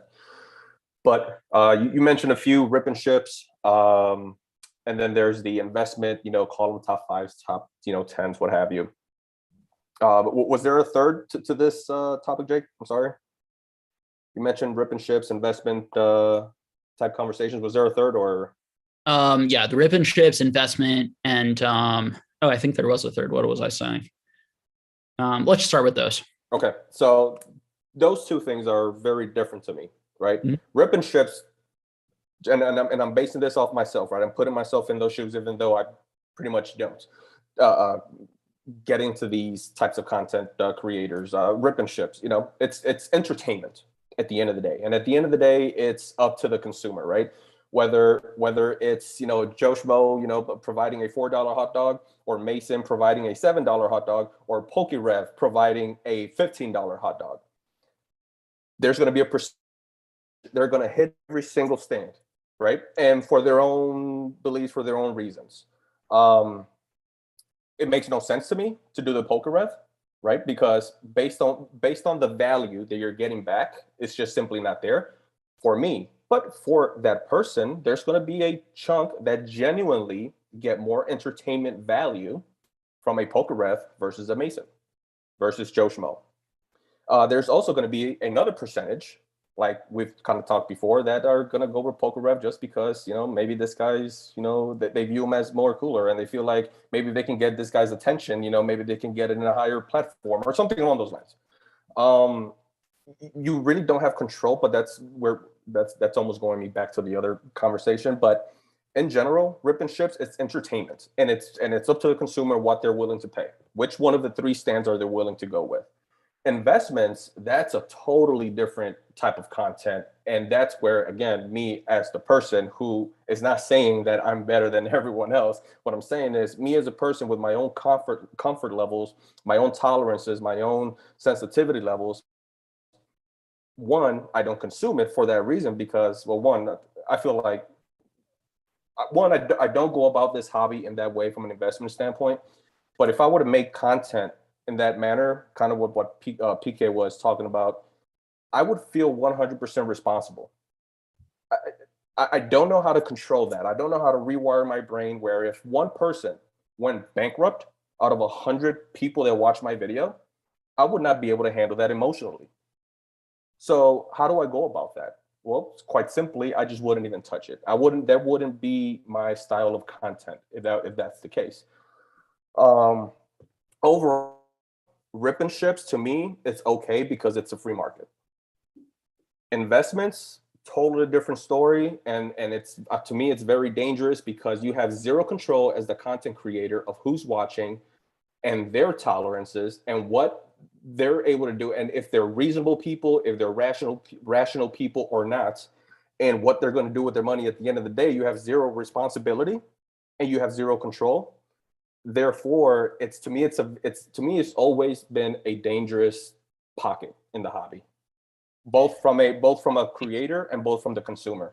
It's really interesting to me that you both hold a sort of capitalistic view of rip and ship, but data and information needs to be can't be completely free and open and everyone choose to do what they do. That to me is hard to hold both of those things at once.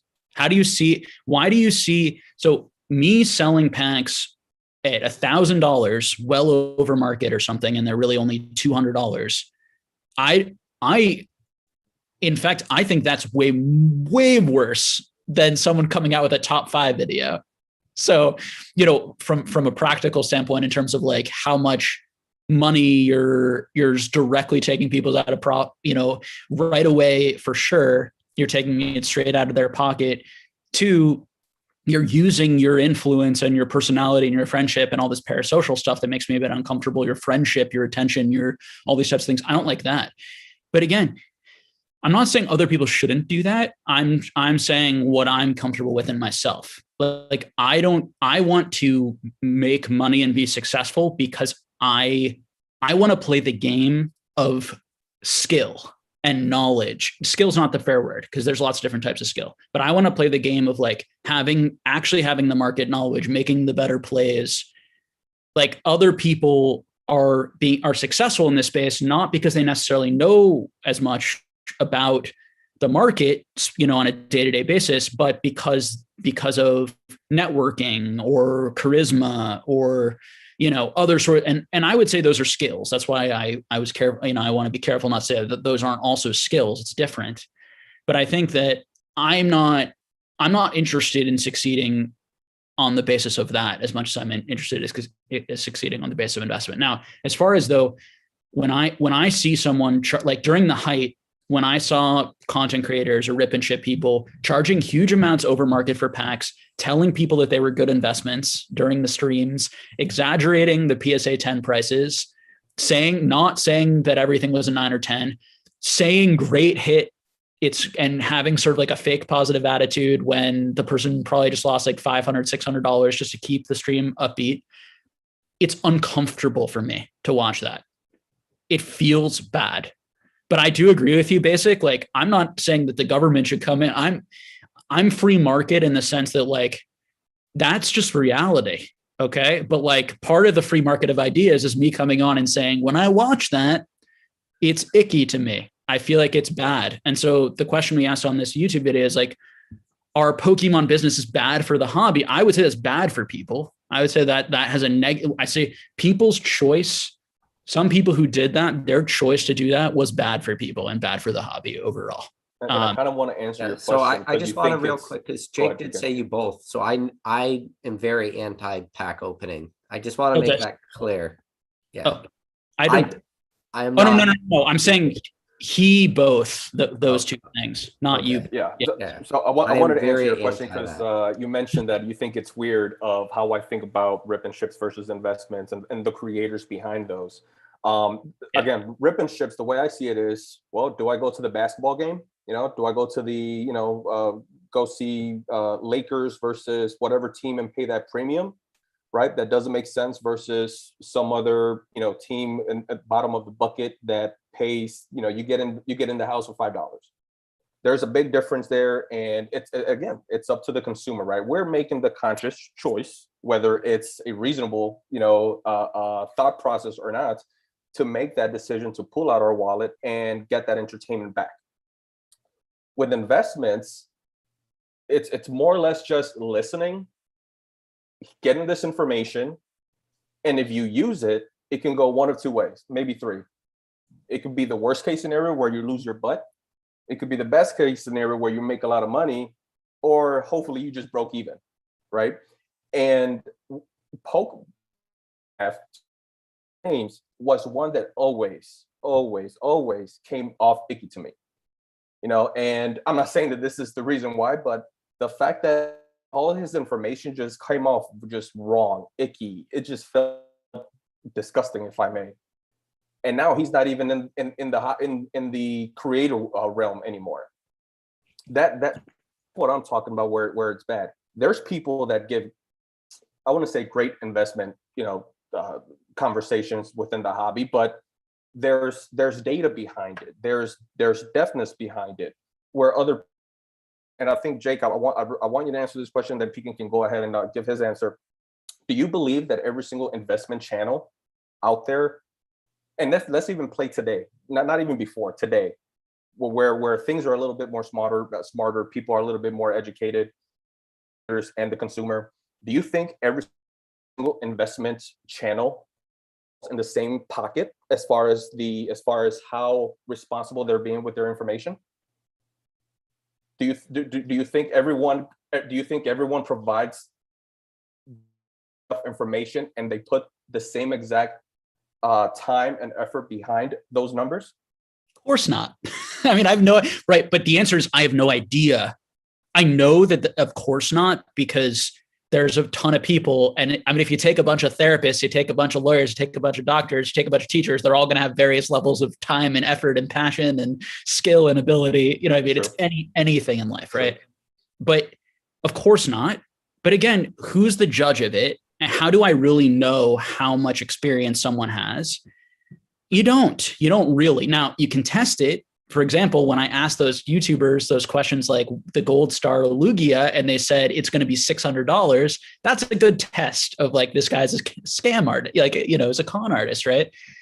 But I do think people who are like willing to do lives, who are willing to have actual long market discussions, are willing to make mistakes, are willing to share their opinions, like, these are signs that someone is trying and is open, you know? And I think we have to be careful. There's a difference between disagreement and just bad information or bad opinions. And again, no one can judge it. We're all going to have our opinions on which one is which. But I think clearly, for example, like, you know, someone coming out and saying Evolutions is $5,000 right now is not factually true, you know, or whatever. We could choose a vintage card too, you know, saying, you know, whatever. Like there's people giving incorrect facts. Like there's laziness, there's lazy facts. So there's that part of it, which isn't good, you know, overall. But then there's people coming out and saying, you know, buy this right now.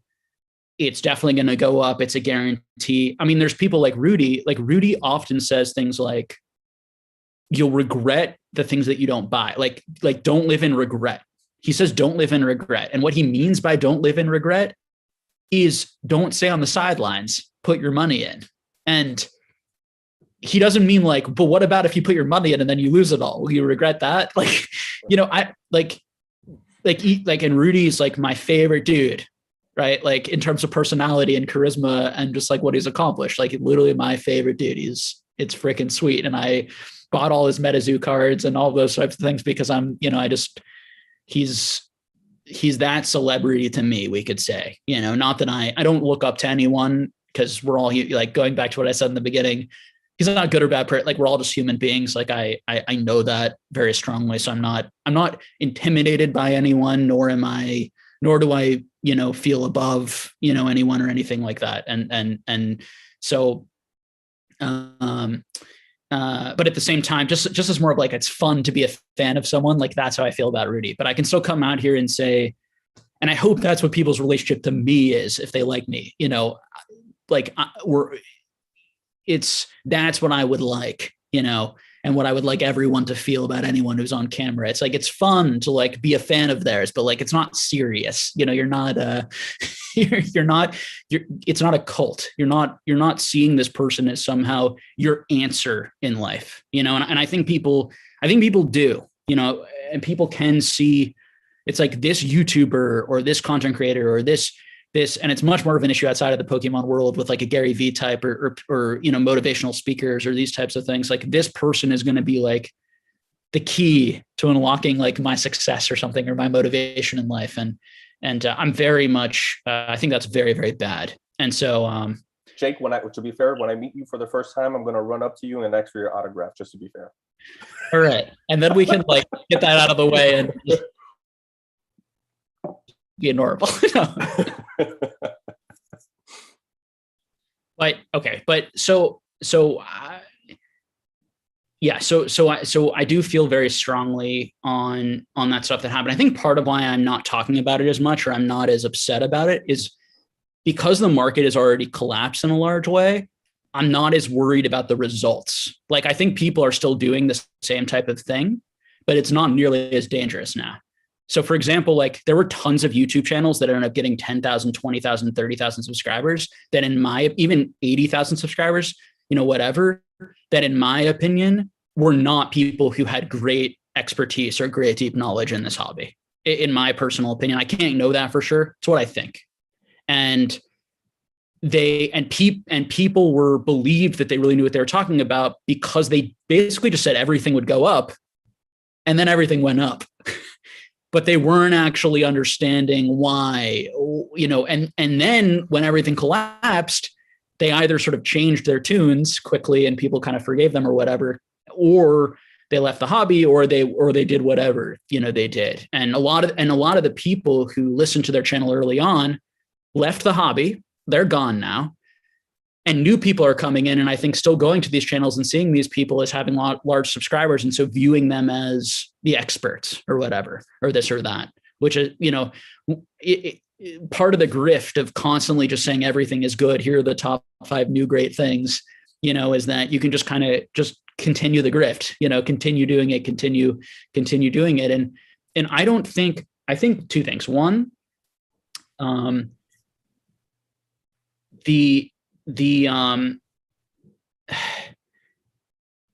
they might be right and covered by just the overall long-term growth of the hobby. And people always hide behind like, you just didn't hold it long enough, these types of things. But it's very tough because these people are trying to, I have lots and lots of thoughts. Sorry, I'm talking so much just because like I have so many thoughts on it. I'm going to stop. So you had a lot of thoughts, but they're all good thoughts. But I think one of them we were talking about was like, the people that made top 10 investment videos towards the people that are making them now too. And before we started this live, I talked about, I'm going to do my first ever reaction. It's going to be very Jake Pokenomics X type reaction video where I'm going to go back and watch a top 10 video and I'm going to give you some critiques from this top 10. And I promise you, it's the worst takes you have ever seen anybody give. And the video has 30,000 plus views on it. And the comment section in this video, we might do a reaction of just the comments. It's the most positive. Wow, these are such great investments. And I tell you, the top 10 list, every single one of them lost at least 50% in value. So this is and that was a video from 2020 top investments. This is the problem when you have a lot of these newer top 5, top 10 investment channels, top 5 videos, is there's no proof of concept to these channels, meaning they could tell you everything under the sun of investments they have made personally in the past. But if their channel doesn't represent that, you have to be very careful with what they're saying. Now, this is a question. Can they be right about a lot of this stuff? Of course. And right now, I would say that this market, while it's still a very strong Pokemon market, and I would say you can make the argument this is one of the strongest Pokemon markets we've ever had. And yes, people will be like, well, it's not as strong as 2020. Listen, 2020 is an outlier. When you look at 2015, 2014, 2013, 2022 is a great year. So you can still have that. The problem is if right now it's very similar to that 2020 video that I just mentioned, where every single person in the comment was saying, yes, this is a great video, because a lot of what that person was talking about in that investment video was just reassuring a lot of people's thoughts, even though some of the thoughts those people had might have been irrational, or to most people in this hobby were very poor investment advice, but it was just that reaffirming type thing. And a lot of these newer videos are doing a very similar type thing, to the point where it's almost scary when you compare some videos today opposed to them. But you got to keep in mind right now, today, if I did a top 5 investment video, it's a long time for that thing to age, and for that information to either be correct or for that information to be wrong. So right now, today, it's almost impossible to say that information is incorrect. So that's why you have to be worried, or at least maybe not be worried, but be cautious. Basic? I mean, I think I kind of made my point right in the beginning. It's just, you mentioned, okay, maybe X amount of topics, they money and they made money. How much of it was actually by luck versus by genuine, digging through, knowledge and data and whatnot? How much of it was just luck? If you do, and if you take the half court shot, I'm sorry, I don't mean to cut you off, but you asked a great question. How much of it was luck? If you ask any person in this hobby, anybody who's not totally full of shit, they will tell you a large part of it was luck. They will never tell you all of it was luck, because they still believed in the long-term trajectory. But most, if not all, people will tell you that there is a large portion of it was luck. And I'm sure Jake will say the same thing. While Jake probably believed 2020 was going to be a better year than 2019 and 2018, when he was looking at 2020, probably said 2020 will be better than 2019. I'm sure Jake will agree that there's no way he knew 2020 was going to be 2020. So that is the luck aspect that was definitely involved. And anybody that tells you that it's not true is totally full of shit. Yeah, exactly. And that's just how I look at it when it comes to the hobby. And again, maybe I'm just, because you guys know me, I've said this many times over, I never look at these things as investments. I wasn't asked this question. It was asked in general to, to the viewers on a live. What do you guys think about, people using their collectibles as investments? I personally can't, because if I honestly genuinely believe that everything that I have in about 20 years could be worth nothing. Therefore, when I make a purchase, I have to be completely content with, as Dan mentioned in the comment section, parting ways with that money.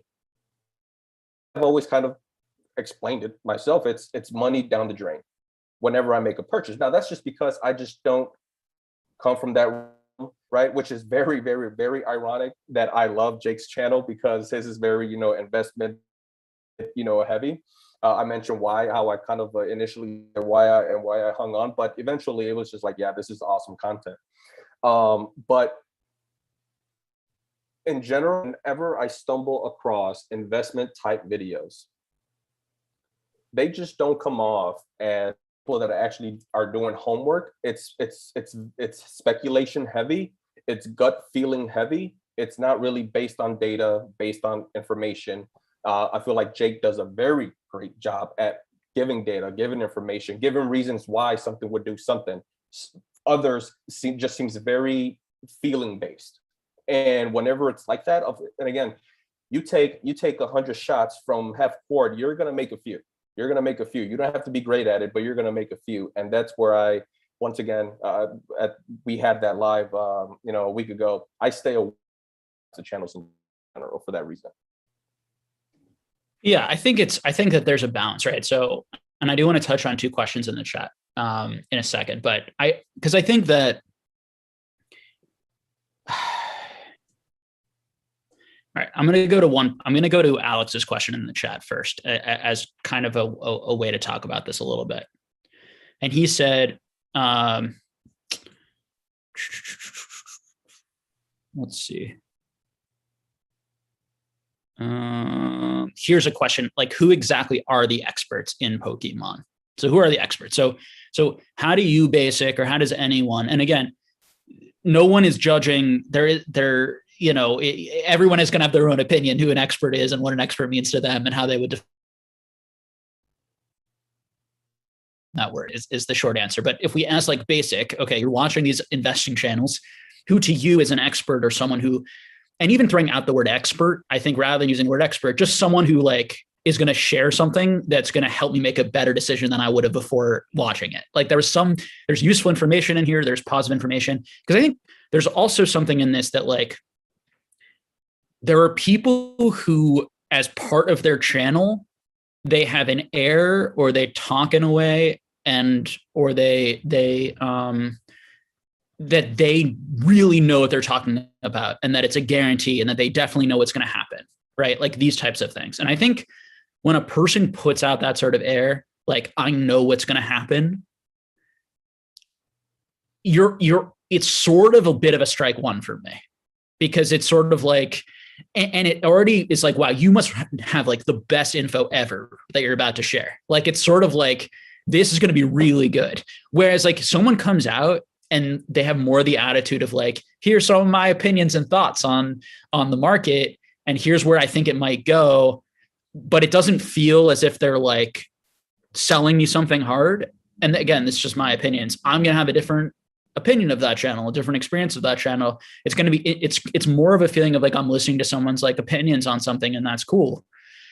I think though, there are a lot of people who they're looking for people to tell them how to make the most money and to make them feel like they're right. And you don't achieve that unless you are their father. And I'm going to use that. There are people who like, they have this attitude of like, I know everything and I'm above everyone else. And that sort of thing, I think helps them grow and attracts people, but it's the very thing that I think causes the most problems and attracts the type of people watching you that are going to kind of eat everything up that you're saying and potentially make bad decisions. So now in your question, like who do I believe are the experts? I don't know what an expert is. Listen, as a therapist, I've been like my whole time as a therapist, I've felt like we don't know enough. This field doesn't know enough. Who is the experts? What are we really doing? Like I'm the type of personality who is always sort of like, none of us are experts. How do we become better? Or like, it doesn't like, there isn't even a usefulness in the term expert. It's more about just becoming more knowledgeable or getting better at this. Now, I would say that there are people who know more than other people about certain things. There may be no one who knows more about everything. And then does what they know actually useful or actually matter to the watcher? Because there can be some people who you watch who they don't know that much about this thing over here, but they know a lot about this specific thing. And that's what they're talking about. And that's phenomenal. They're not some like broad Pokemon expert, but they follow modern booster boxes and the reprint cycle, and they watch all the content and they're super up to date. And they talk about like modern content, and they're not coming out saying like, if you buy these, you're going to be rich or whatever, but they're coming out and they're saying, I think Pokemart USA or Alex, like these channels, right? Like I believe they're probably really intensely following these markets, and only Alex knows and only Pokemart knows like how much they crunch the numbers or how much they follow all that stuff, right? So there's all that stuff. And then two, even if they don't fully crunch the numbers or not everyone looks at those things, don't they still have the right to come on and share their opinion, as long as they're not selling themselves as experts or selling themselves as, they know everything. But then it gets into that first thing I said, that I don't think that always happens. I don't think it's always clear to the viewer that, hey, I have this type of experience and I'm throwing some ideas out there versus like, particularly when you're making like very specific predictions that some of these channels do. Like, you should buy this now and you will make money over time. It'll go up to $200, $300, $400, whatever. To answer your question about, who do I see as an expert? I go about, deciphering, sifting, the field. Really, because I don't look at these items as investments, it's hard for me to answer this question. But you are the only person that makes me feel comfortable if I ever wanted to join that field, because it shows you project at the very minimum, right? Because at the end of the day, we don't know, but you project at the very minimum that you do actually put the time and effort. And it shows as you articulate the data, right? Versus others that it's just very surface, level based. And again, I can just tell that it's not. I'm going to shift it a little bit over to just collecting in general, just raw information in the hobby and, the history of it.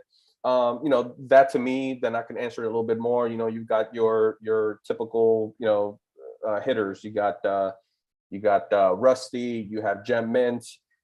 You have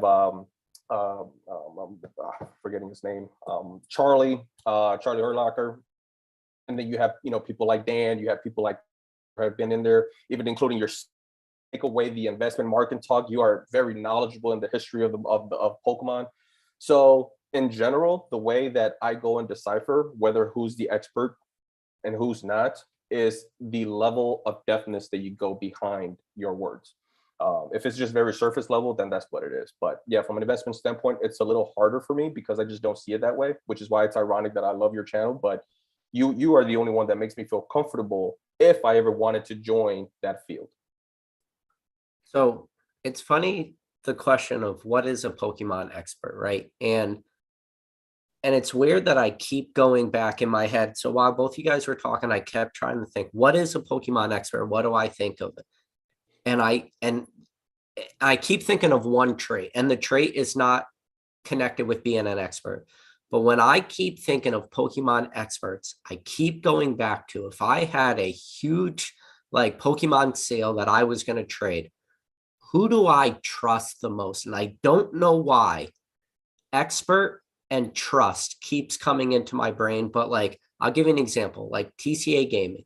Yes, I have met TCA Gaming in person one time. It was not a sort of like personal meetup where like we became best friends and we exchanged phone numbers and now we're best friends. It is not like that at all. I just met him and that was about the extent of it.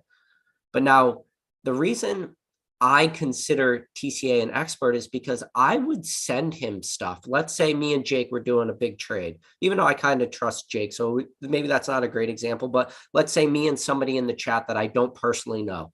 I would be 100% fine with sending $100,000 worth of product to TCA Gaming, knowing that he can middleman that trade. And if you were also going to send 100,000, and the reason why he's an expert is because he has this track record of just being an upstanding type of person in this community, the information he gives, and you have to just be a read of character.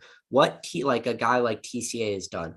TCA, look at the most ridiculous things he does, like variations of jungle booster boxes, like the most ridiculous variation that you could become an expert in. Like, I think he's up to like 5 or 6 different variations of jungle booster boxes. And like, that is a very different type of expert, but I would trust his opinion when it comes to the market. And that's what, I don't know why, but I keep going back to the people I trust.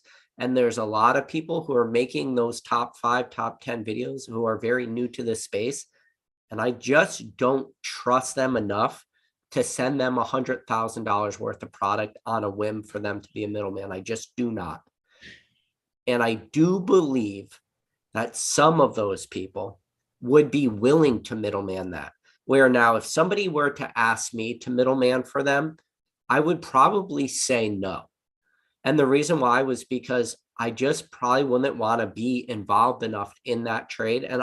But the advice I would give them would be to reach out to one of these other people.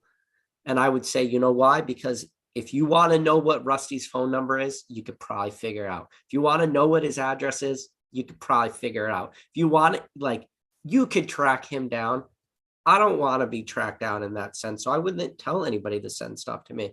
But when I think of an expert, I don't know why I keep thinking of that, where it's just somebody I trust. And I don't know if but maybe that's it, because TCA has built up this huge, long track record. And I bet you there's a lot of people out there watching this video who feel the same exact way, that they would be 100% comfortable with sending Rusty $100,000 worth of product and knowing whatever that trade was, that you are going to get your part of that trade. I don't know if you guys want to talk about that, but do you think that has any sort of factor to it? Yeah, I mean, I think part of what you're talking about isn't necessarily expert, but it's also just honesty and trust.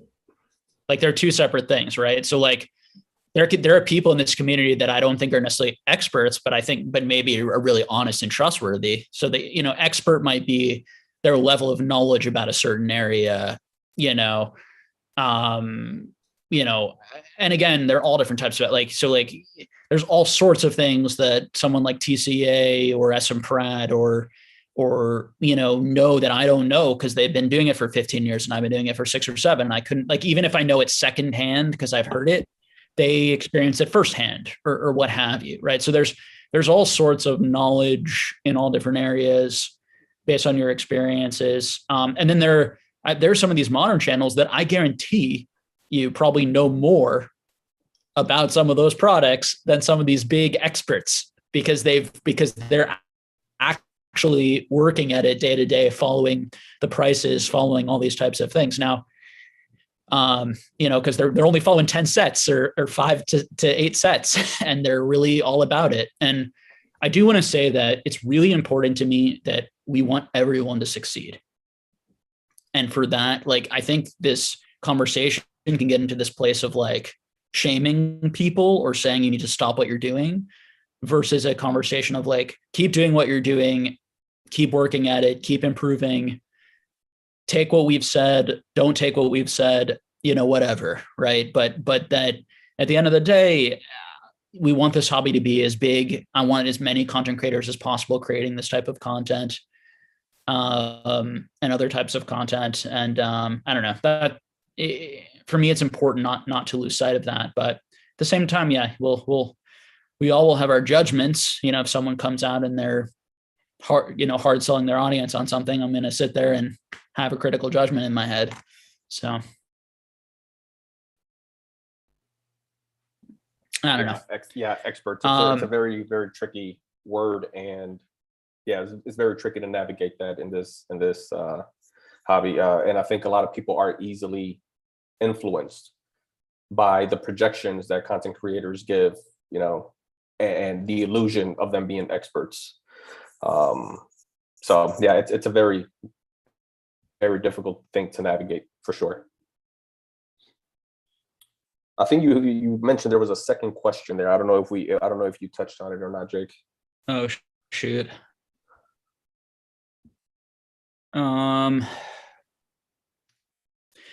Oh, I think it was something like, aren't we taking it all too seriously? And I think it's actually a really good question.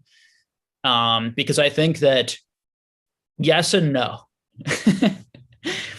I think it's important for some people to take it seriously, and for others, it's probably not important, and you should just go have fun and do your thing, is how I would answer that. Like, I think content creators and people who are just like super deep into it and love like these types of like, philosophical, ethical, how could the hobby get better? Like, I think that stuff's really great for some people who are interested in it and content creators. I think there are some people, they just want to go like open some Pokemon and chill, and they don't want to like think about like, they just want to buy from PokeRev or some other streamer without having to think about all like the ethics of what they're doing and this or that. And I think that's totally valid. Like, that's how I would answer that question.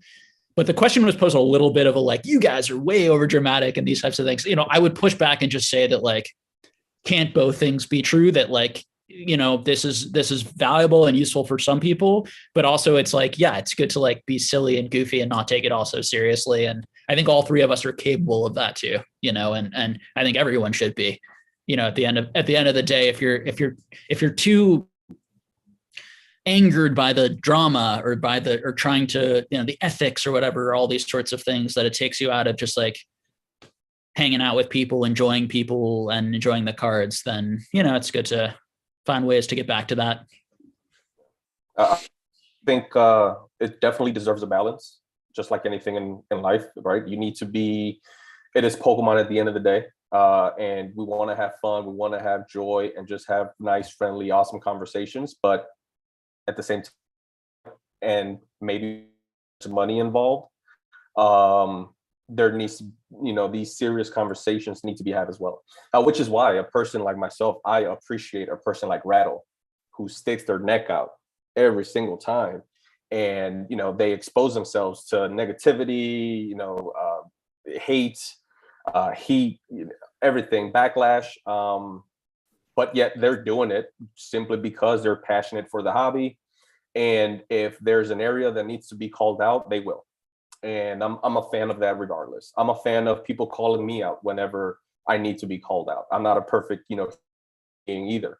So I think we should all kind of, fly by those rules. And because I myself, I'm passionate about this hobby. I'm passionate about the people. I care about the people in this hobby.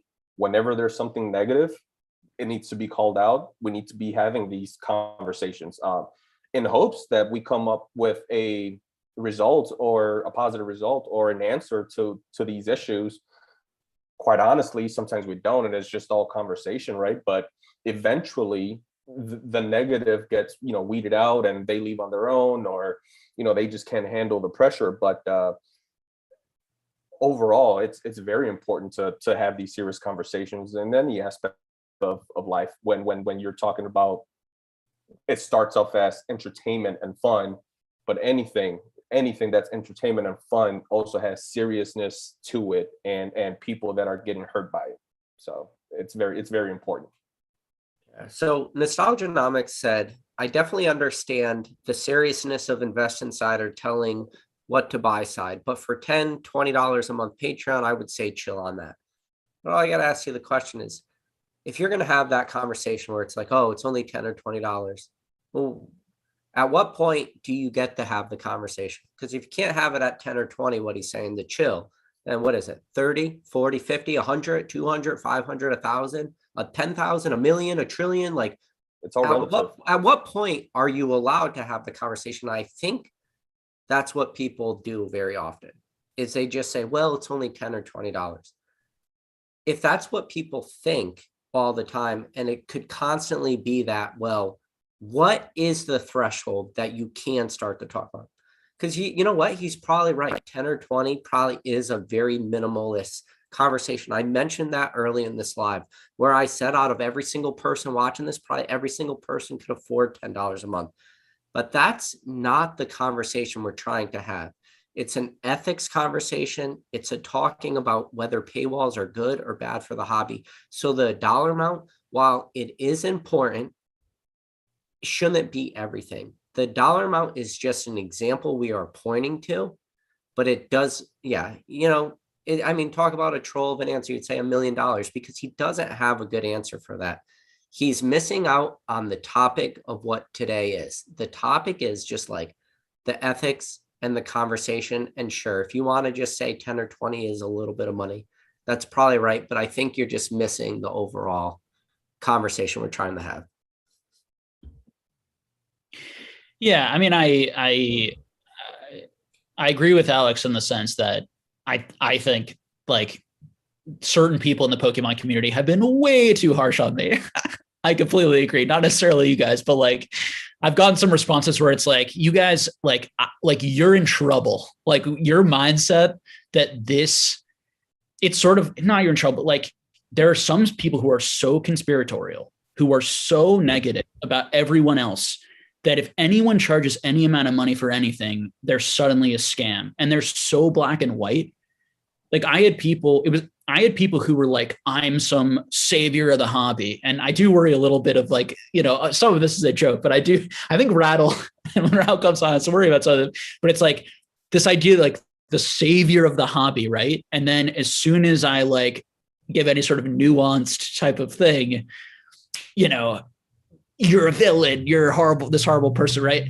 And I would just say like, if you are changing your opinion on me so easily and quickly, that's something you should be reflecting on inside, because you probably are wrong on both accounts. As I said before. Sorry, yeah. Jake, I want to challenge you on that. So you use the word villainized, and I think that might be a little bit of an extreme. Do you think? I think it's extreme that people. Yeah, to say like be villainized. I don't think people are really villainizing people. I think it's just. And that's kind of like the conversation we had earlier in this video. Is it okay to call people out when you see them doing something that you don't agree with? And the question is, have we gotten to the point in this hobby where you can't call out anybody ever?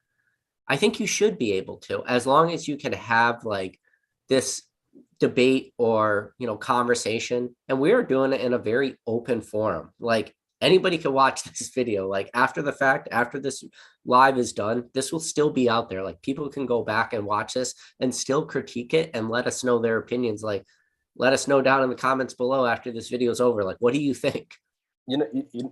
What I found interesting, once again, I think I mentioned it way in the beginning. I rewatched those 20 minutes just to make sure that I checked myself, just to make sure that I wasn't disrespectful, to make sure I was wrong. And once again, I caught myself, definitely using the language, using the 99% and generalizing, and definitely apologize for that. But the one thing I noticed that there's a very big difference when as we're doing this live and we're, reading the chat, the way we all read a text and the connotation we put behind it is huge, because sometimes as we're having these passionate debates, we also apply that to the chat. And sometimes the chat, to be fair and to give them the credit, maybe they're just saying it in a very normal tone, very, not so, not a big deal. But it definitely felt that way during the live as we're reading the chat. As I'm reading Jake's comments, I'm guilty of like reading some of his comments, like, man, is he saying this like in a very defensive way? And even I mentioned it to you, Jake. Are you being defensive? I'm like, and if you're not, I'm wrong. I did say that live, but once I rewatched it, hold on, Jake. My point is, when I rewatched it, I didn't get that same feeling. The when I watched it live without chat, it was a very different feeling. Everything chill, everything seemed calm and constructive at the to me. But once you apply the chat, it's like a whole different world because of the connotations that we put behind it. Yeah, I mean, I was surprised for sure at how you guys reacted, I guess, or how uncomfortable. I mean, because I felt like it was I wanted to just have I'm the one who said, let's have I wanted to see the discussion, but as far as defensiveness, I think that, I'm definitely someone who defends myself, other people, you know, and I've had people say, just let things go, more these types of things, whatever. Probably decent advice at some point. Other times I just, I'm okay with being in the middle. I would prefer to be in the middle of things and have these conversations than not.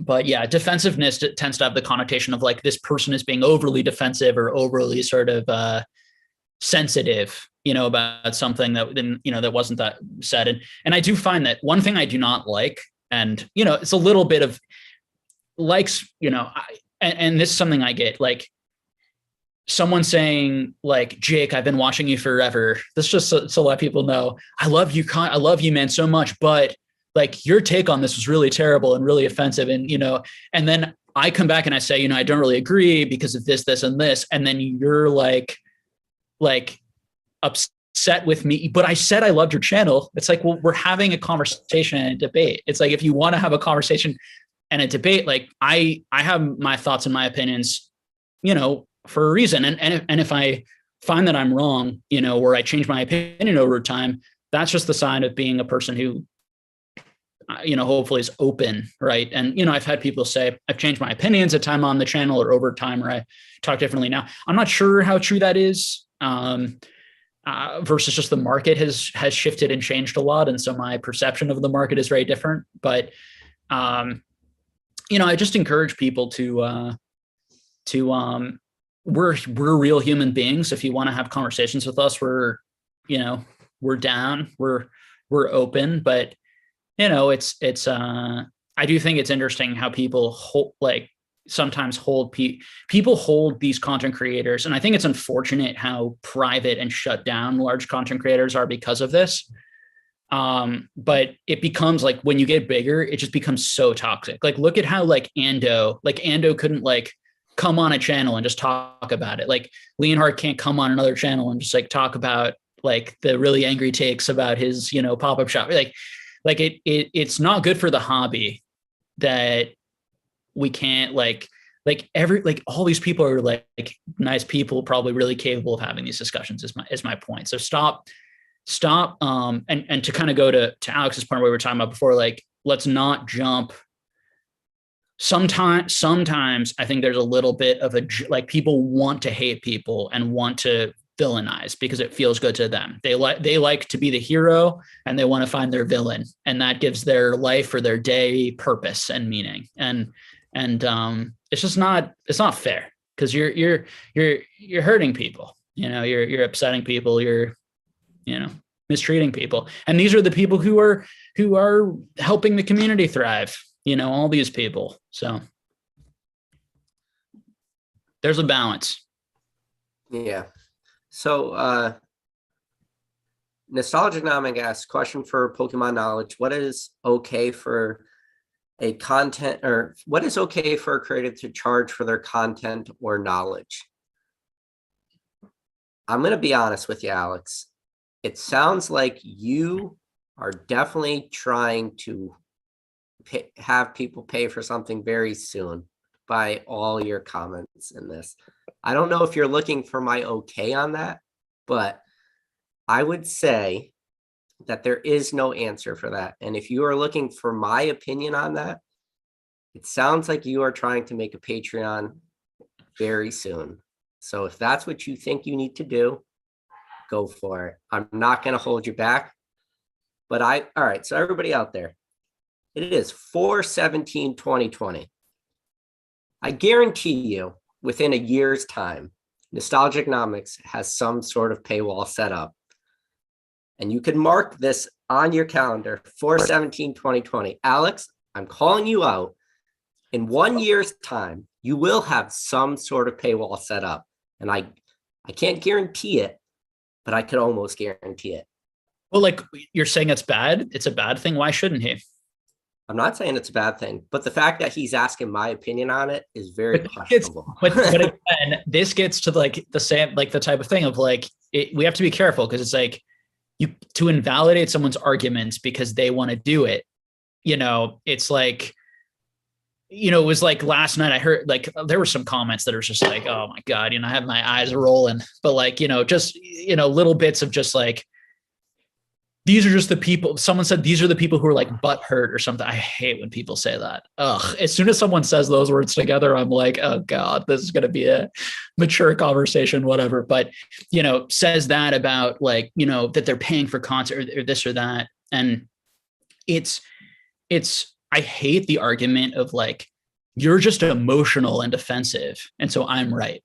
And so I'm very, very, I really work hard to, I think that it's an interesting conversation, right? Someone like Alex, right? And Alex will demonstrate through his predictions or through his experience or through his knowledge, he'll demonstrate to his audience or through his personality or whatever, if people want to sign up for his Patreon. I think he should do it. I think that's great, to be honest with you.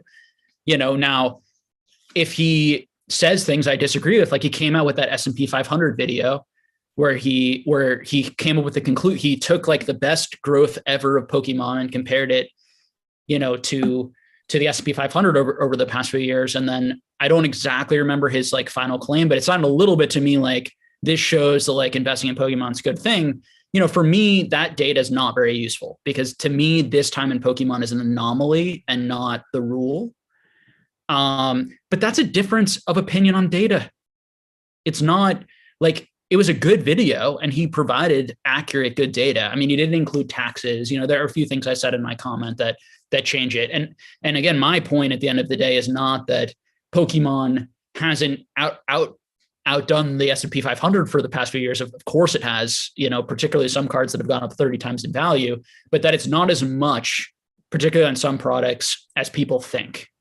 And you have so much more risk. You have a lack of liquidity issues, you have tax issues, and you're comparing multinational companies and their likelihood of surviving versus, a pop culture collectible franchise that we just don't know. We don't know if cards are going to remain that popular. We don't know if Pokemon's going to remain that popular. And we hope both of those things, but whatever. But the point is being like, I still think he should start a Patreon if he wants to, and part of it is like, the more he does that type of stuff, the more he's going to probably study and, work harder at being better and getting more information for people. I don't mean to cut you off. Please. The point I was trying to make was it was very clear to me what his intentions are, what he was trying to get me to say in the chat. Okay. He shouldn't look to me because I am, and that's what this conversation is. We're debating this, we're having this conversation. But to ask me to like try to get me to say like what is fair, his intentions, in my opinion, have become very clear. And for everybody else out there watching this, people watching it live, and a year from now, I will make an apology video on 4/17/2023 if that is wrong. Alex, whether you are making content or not, I will make an apology video if you don't make a Patreon, if you do not put some kind of paywall up. But I'm telling you right now, I have a very strong feeling that that is what your plans are. And that's just it. And I could be wrong. And when I am wrong in a year from now, I will make an apology video and everybody could call me out on it. And it will be a great video. And I will take a screen recording of this right now, a year from now, and say, I am sorry, Alex, let's just pre-record it right now. Hey, Alex, the date is April 17th, 2023. You never made a Patreon. You never put up a paywall for some sort of information. I am sorry. And I apologize for that. Okay. But I just don't see that happen. And I'm just being 100% truthful, transparent, because the questions he are asking are definitely leading to all that. And maybe I'm wrong. So overall, and I mentioned this during our live, Mason asked a question that kind of took me to this realm, going back to free markets and a free capitalist, country that we live in. Everyone should start one. Every content creator should have one if they wanted to. It's where my issues come in is from the consumer standpoint. You know, who should be buying into these paywalls and who shouldn't. Then we'll scale up to the next step is, because everyone should be able to do it from the creator standpoint, and from the consumer, everyone should be able to spend their buck however they like. Let's jump to the next step, and it's, well, how many content creators really shouldn't have them just simply because they're not promoting what they're selling? How many consumers should not be buying into it because they simply don't need that information, and really that money can be spent better in other areas, right? And then you could take it to the next step and get even more extreme, but overall, everyone should have the freedom to start one, and everyone should be able to have the freedom to spend their but my issue stems more from the consumer and the content creator, at least those that really have the best intentions and have great information and great knowledge and put in all the work and time that requires. At the end of the day, not having the control to be able to sift through the consumer pool and be able to flush out those that really don't need to be there. That's the one that, again, emotionally, I just have a hard time. And again, that's just my brain wiring. That's just me not being able to emotionally be able to handle that. And I don't know how. I really don't. Maybe I need a Jake therapy session, down the road. And I'll pay for that.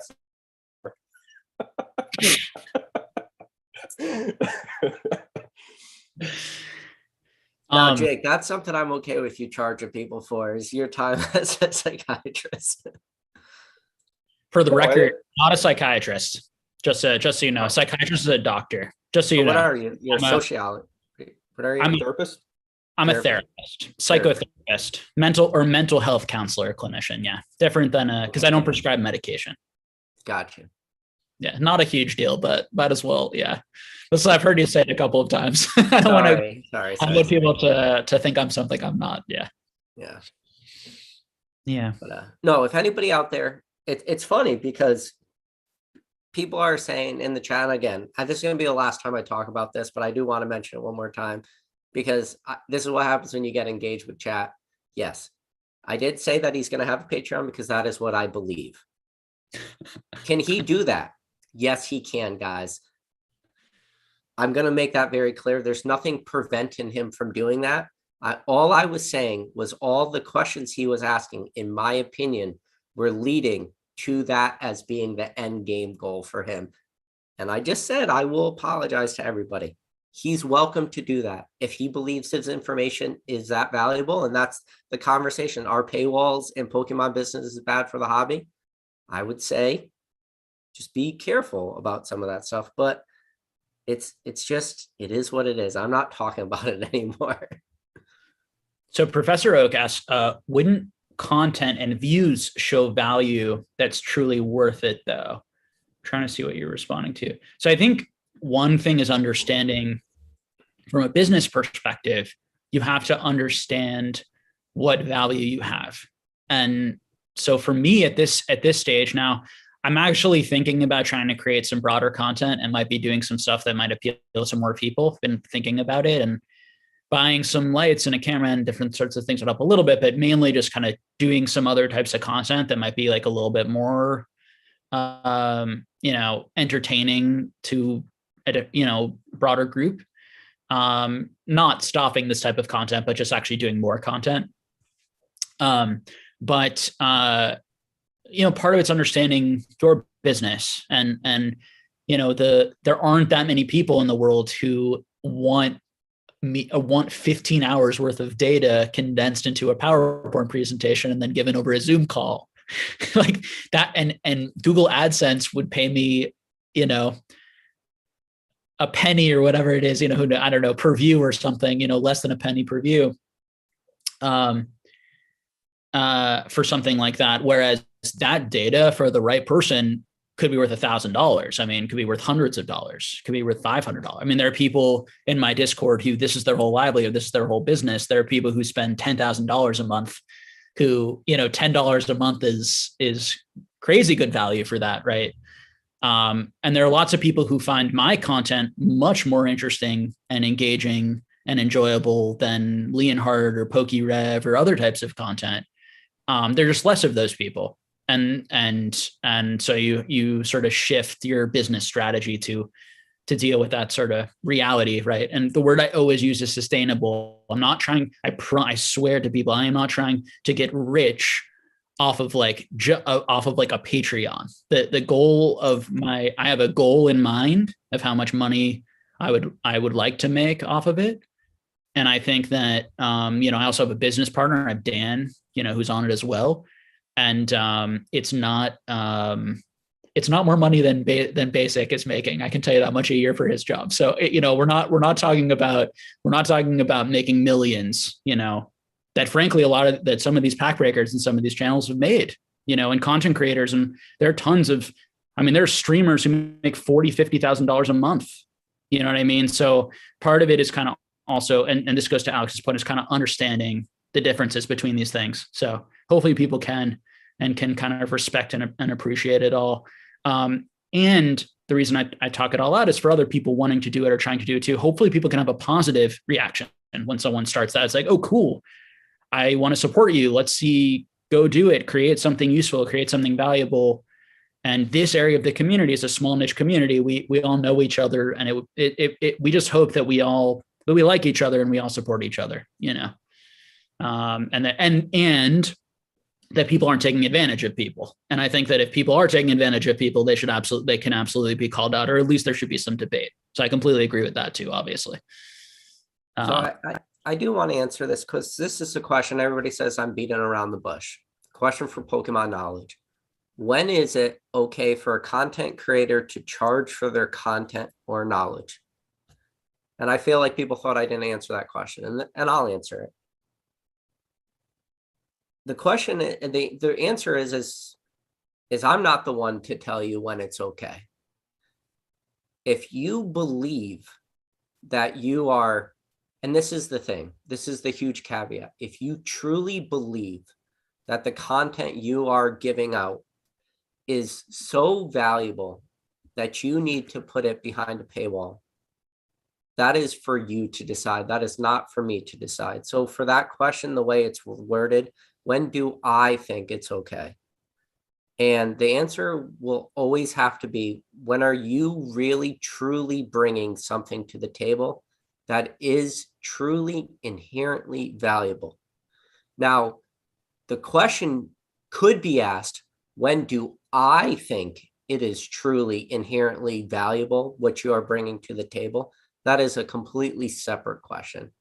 And if anybody out there cannot differentiate the difference of when I think somebody's knowledge is valuable versus when they think their knowledge is valuable, is two totally, completely different questions. And I should never be the person to tell them when is it okay. But it's going to go back to the question I asked Jake.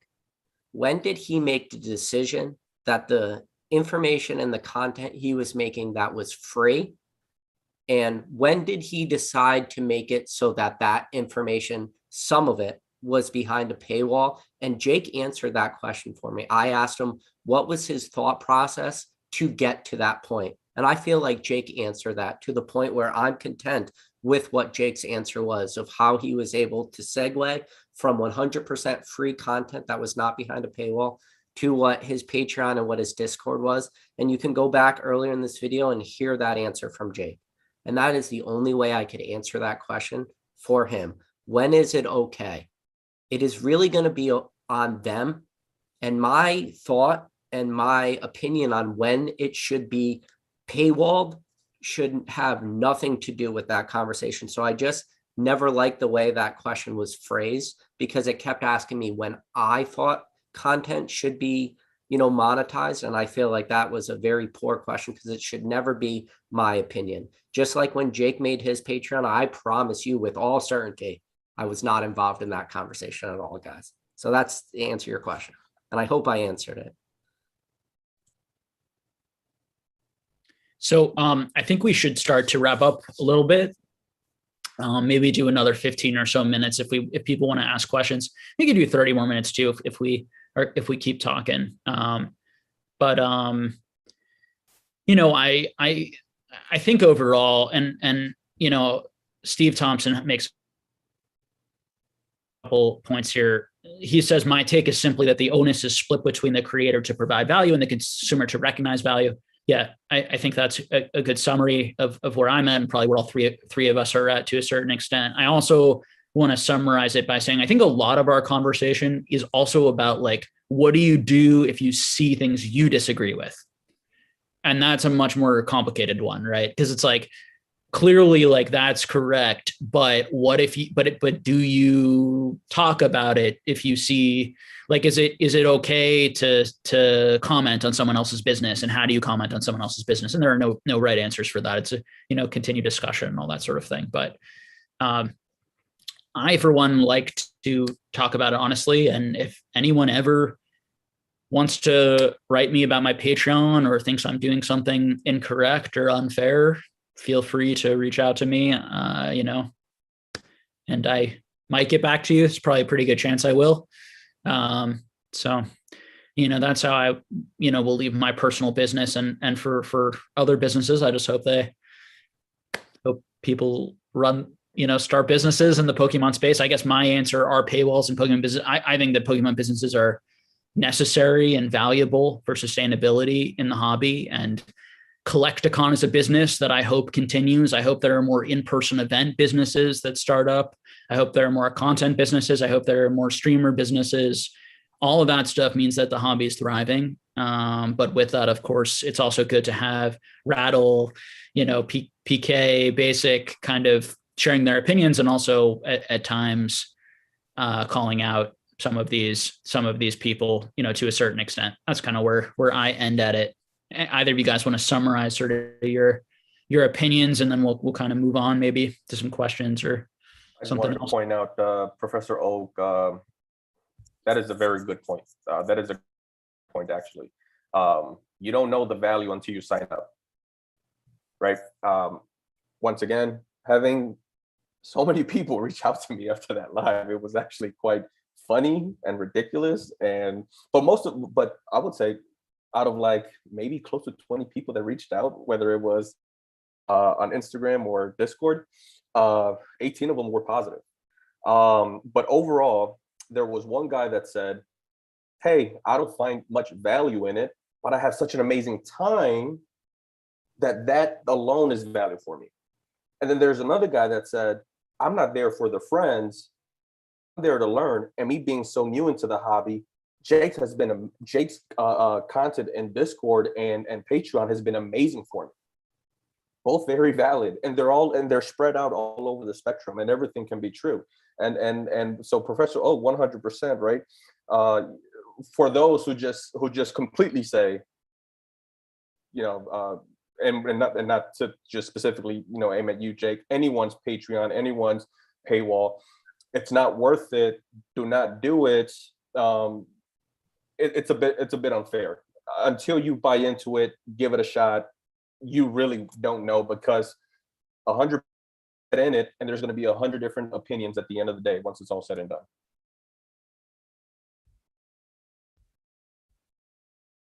Sorry about that, guys. I was just putting in my PWCC auction bids. I lost track of time. But no, I think the way I would lead this is, it is important to hear all sides to this, right? And that's the thing too, is if you guys have taken anything out of this, it should be one important fact that there probably is no definitive right or wrong answer when it comes to any of this. The answer is always going to sort of lie in between, but more importantly, it's always going to lie with what you believe. Because what I believe, what Jake believes, what Basic believes, like, you can take our opinions and believe it if you want to, take something from it. But in the end of the day, it needs to be whatever you believe. If you don't have true convictions for anything you believe, I could just tell you right now, like, you're probably doing this hobby wrong if you don't have very true convictions in this hobby. And it's almost the same in life as general. Whatever you do, however you go about with just your personality or yourself in general, you should have convictions, because convictions make you the person you are. And when you do that, you will always lead yourself on the right path. Whether or not that path is always the correct path, that's questionable. But as long as you have the conviction and it's there, you will probably do good in the long run. And that's all I got to say. And that's how this topic boils down to me. So smash that like button. All right. Any more questions or anything, guys, in the chat? Feel free to ask us anything. We can talk about anything for a few minutes to wind down. We can jump out of this subject if you guys want, for sure. Yeah. Just enjoy the last 15 minutes or so. Yeah, I mean, I can tell you that for me,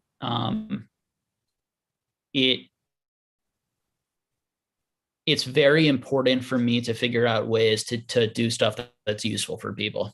And so when people just pay me to hang out with other people or to, I appreciate, I think a lot of people pay it because I've done a lot for them over the last 2 years. Or some for them, not necessarily a lot, but some. And I think that for me, I want to figure out, and I think part of it, so I'm hoping that as I put more time into this, as hopefully the Patreon grows longer, one thing I want to do is take the long market analysis videos and try and cut them up into shorter, more watchable things. Because I think part of what makes my content really difficult is the length and the sort of lack of focus. And I think that, because I get asked questions and it's like, we covered that, but we covered that at like an hour and 40 minutes and, whatever, these types of things. And I think the answer actually would have been very useful for you, but you didn't get there because it's a ton of content to watch and absorb all the time. So I think there are definitely things that I can do. But again, those things cost money. Those things take time to make the content, to be able to phrase and put my knowledge in ways that's more beneficial to people. But it's hard. It's really, really a challenge. And it does go to, it's why I like it too. Scott Pratt has one, right? But other than him, this is sort of like, and particularly doing it over like a Zoom and having it be discussion format, right? Like I'm trying things that haven't been tried in the hobby before. I don't know if it's been tried in sports or other areas, but I'm also, it's an experiment, and so I appreciate people who are also like supporting that experiment and understand that it's an experiment. And part of it can be getting feedback of like, I didn't get that much value this month because of the content or because of it was too long or the best stuff wasn't in the beginning or and getting more sense of like what people are looking for and all that type of stuff. So that's just what I will say about that. I'm interested in getting better and learning, and the last thing I ever want to be is a freeloader on, or feeling like I'm a leech on the Pokemon hobby where I'm taking more than I'm getting, and that's something that is always important to me. So.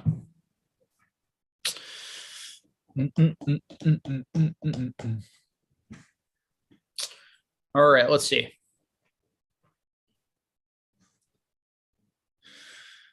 I'm going to get a big bill from PWCC tomorrow. Oh boy. Yeah, I was watching an item myself, and I was paying close attention to the time, and I'm pretty sure this is over because it went for a ridiculous price. Maybe rightfully so, but man, that's a ridiculous price. I hope it wasn't something I bid on. Was it a Raichu? No. Johnny Boy says, how long do you have to be in the hobby for most people to agree you are a part of it? For me, you're a part of it, whatever, I mean, I wouldn't say you're a part of something or not a part of something. It's more of just how deep you are into it. Am I meeting you? Am I seeing you? Am I coming in contact, with you? I certainly don't think that way. I also don't think not being part of the Pokemon hobby or being casual is anything bad. I think that I think sometimes it can seem like if you're not super, super into this, we hate you or something. I mean, I could tell you like all my friends are like, well, what are you doing? Like, what is going on? Like, why are you into any of this? And I love all those people. So How do people know what I bid on? I'm reading the chat. They're calling out cards that I had bid on. It's pretty funny. I did not get the Flareon though. Yeah, I mean, people are talking about like people throwing lots of money at Twitch streamers and other sorts of areas. There's a lot of stuff that I don't understand out in the world. But I've been outbid. Sorry, guys. It wasn't me. Somebody literally called out one of the cards I was bidding on with the Skyridge Flareon PSA 10.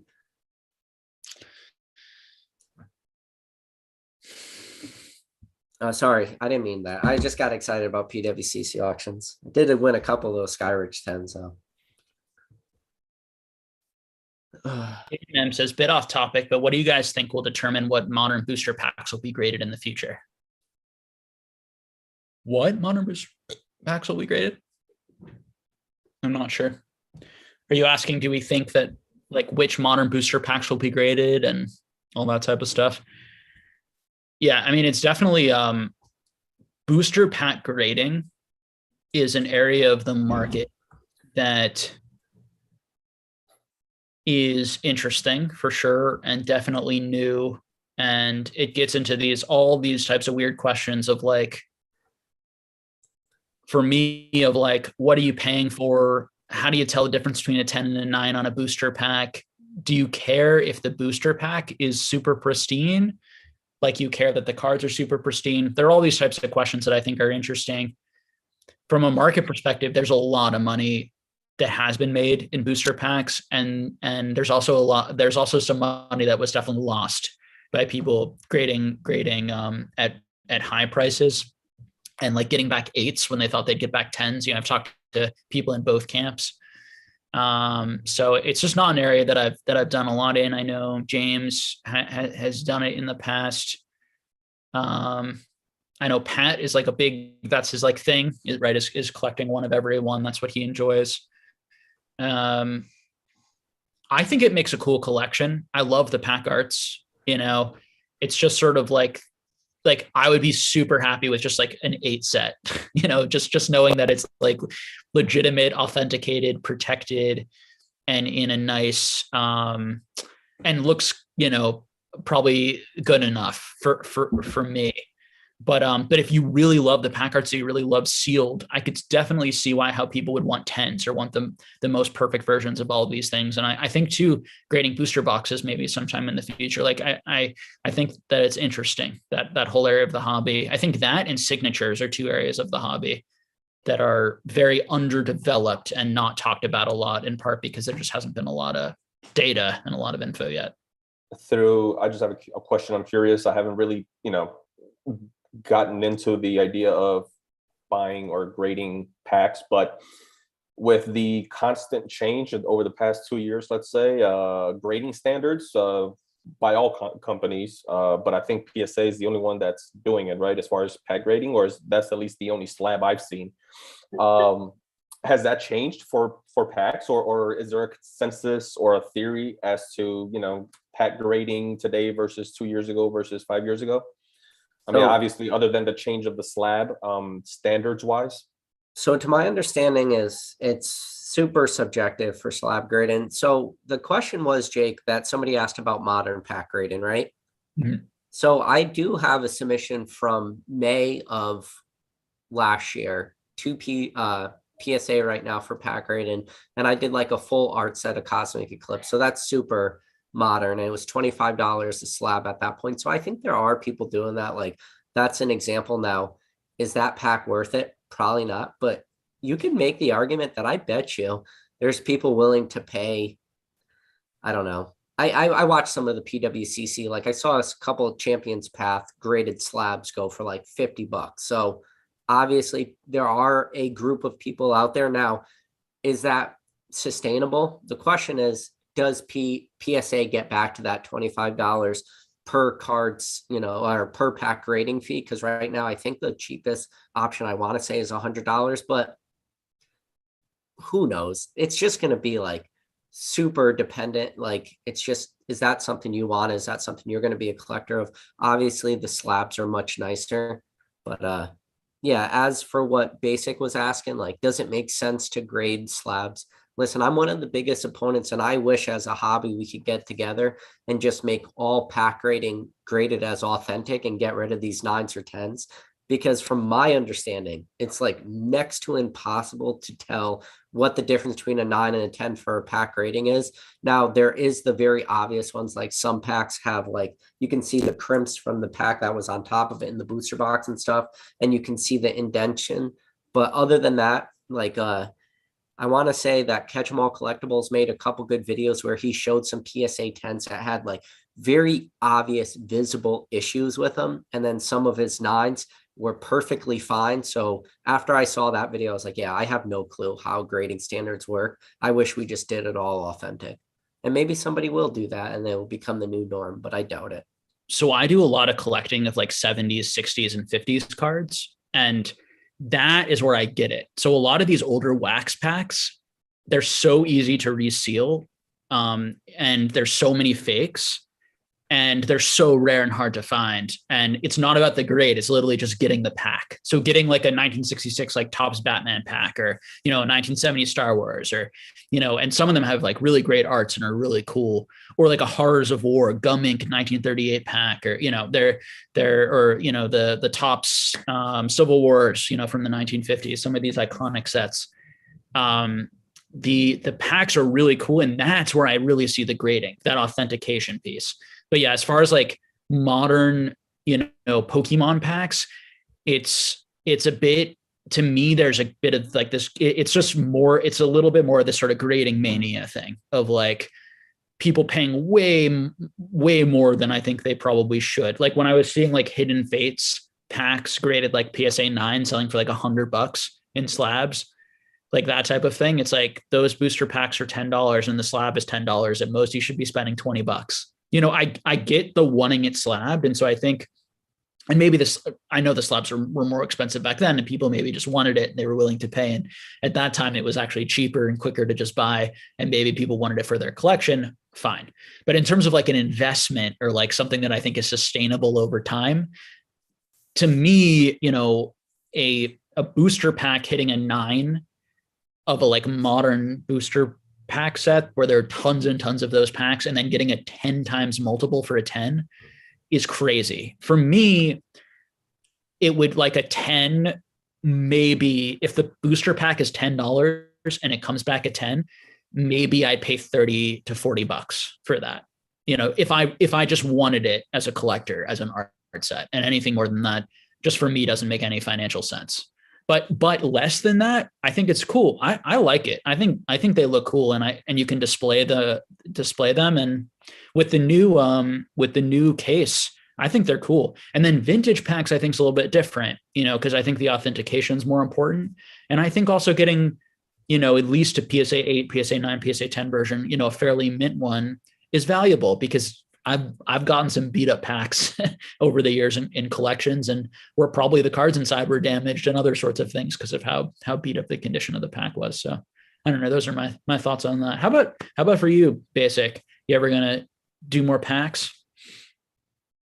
To grade myself, no, but you just gave an interesting take, which kind of opened my eyes to graded packs now, because transitioning from cards to packs, it was always something not hard to do, but I always thought, well, if I'm going to buy a graded pack, it's got to be a 9 or a 10, right? Me, collector. And you just kind of opened my eyes to, what, as far as packs go specifically, maybe owning an 8 or a 7 or a 6 or what have you, just lower, just to have them encased, they're authenticated.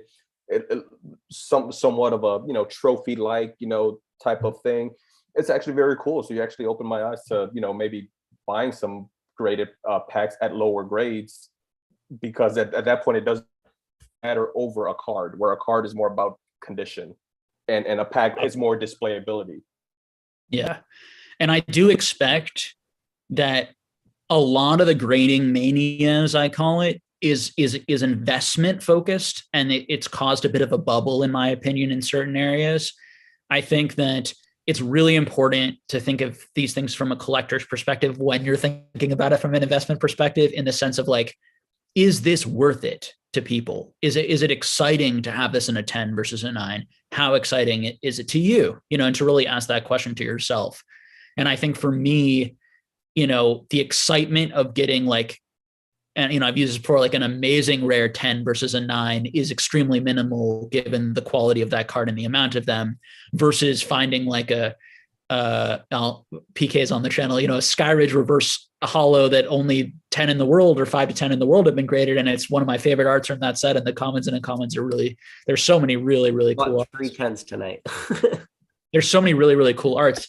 And I, so that rarity, that excitement of getting one of those 10s, you get it, right? From a collector's perspective, I can more easily understand that mindset than understanding, a mindset of maybe an amazing rare. Although, one could argue, right, that this amazing rare is one of your favorite cards in the hobby, and there are only a few black labels, and that's why I'm willing to pay $1,000 for the black label, because I want one of 3 copies of my favorite card in the hobby.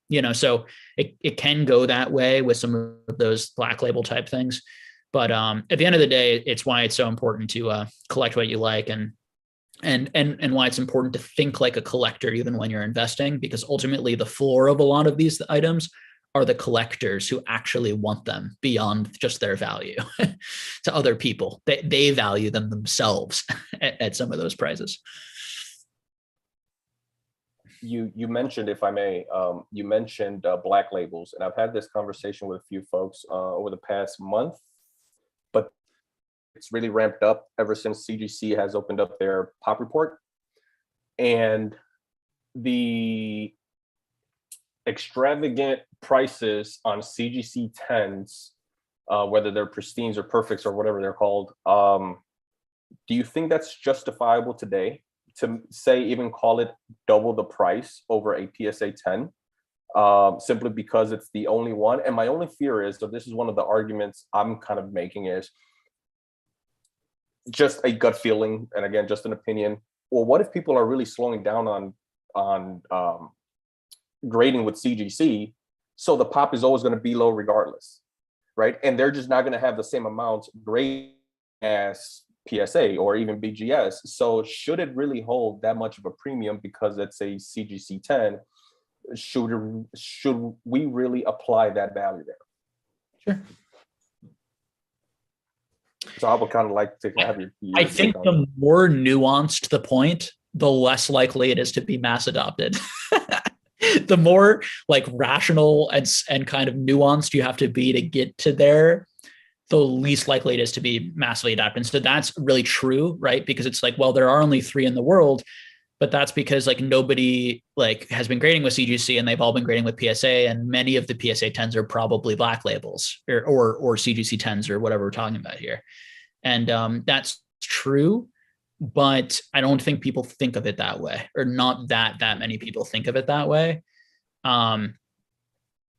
But as an investor, as a value investor, as a long-term investor, and certainly as a collector, I would certainly be thinking that way, and would the thing is like the market, like we're all going to have our rationality, right? And our reasons why we like something or not, but the market doesn't necessarily adopt that. Like we can look at really old established markets and be like, what the hell are they doing? I look at sports and millions of dollars being paid for some of these like one of one national treasures, these types of cards. I look at that and I'm like, what the hell?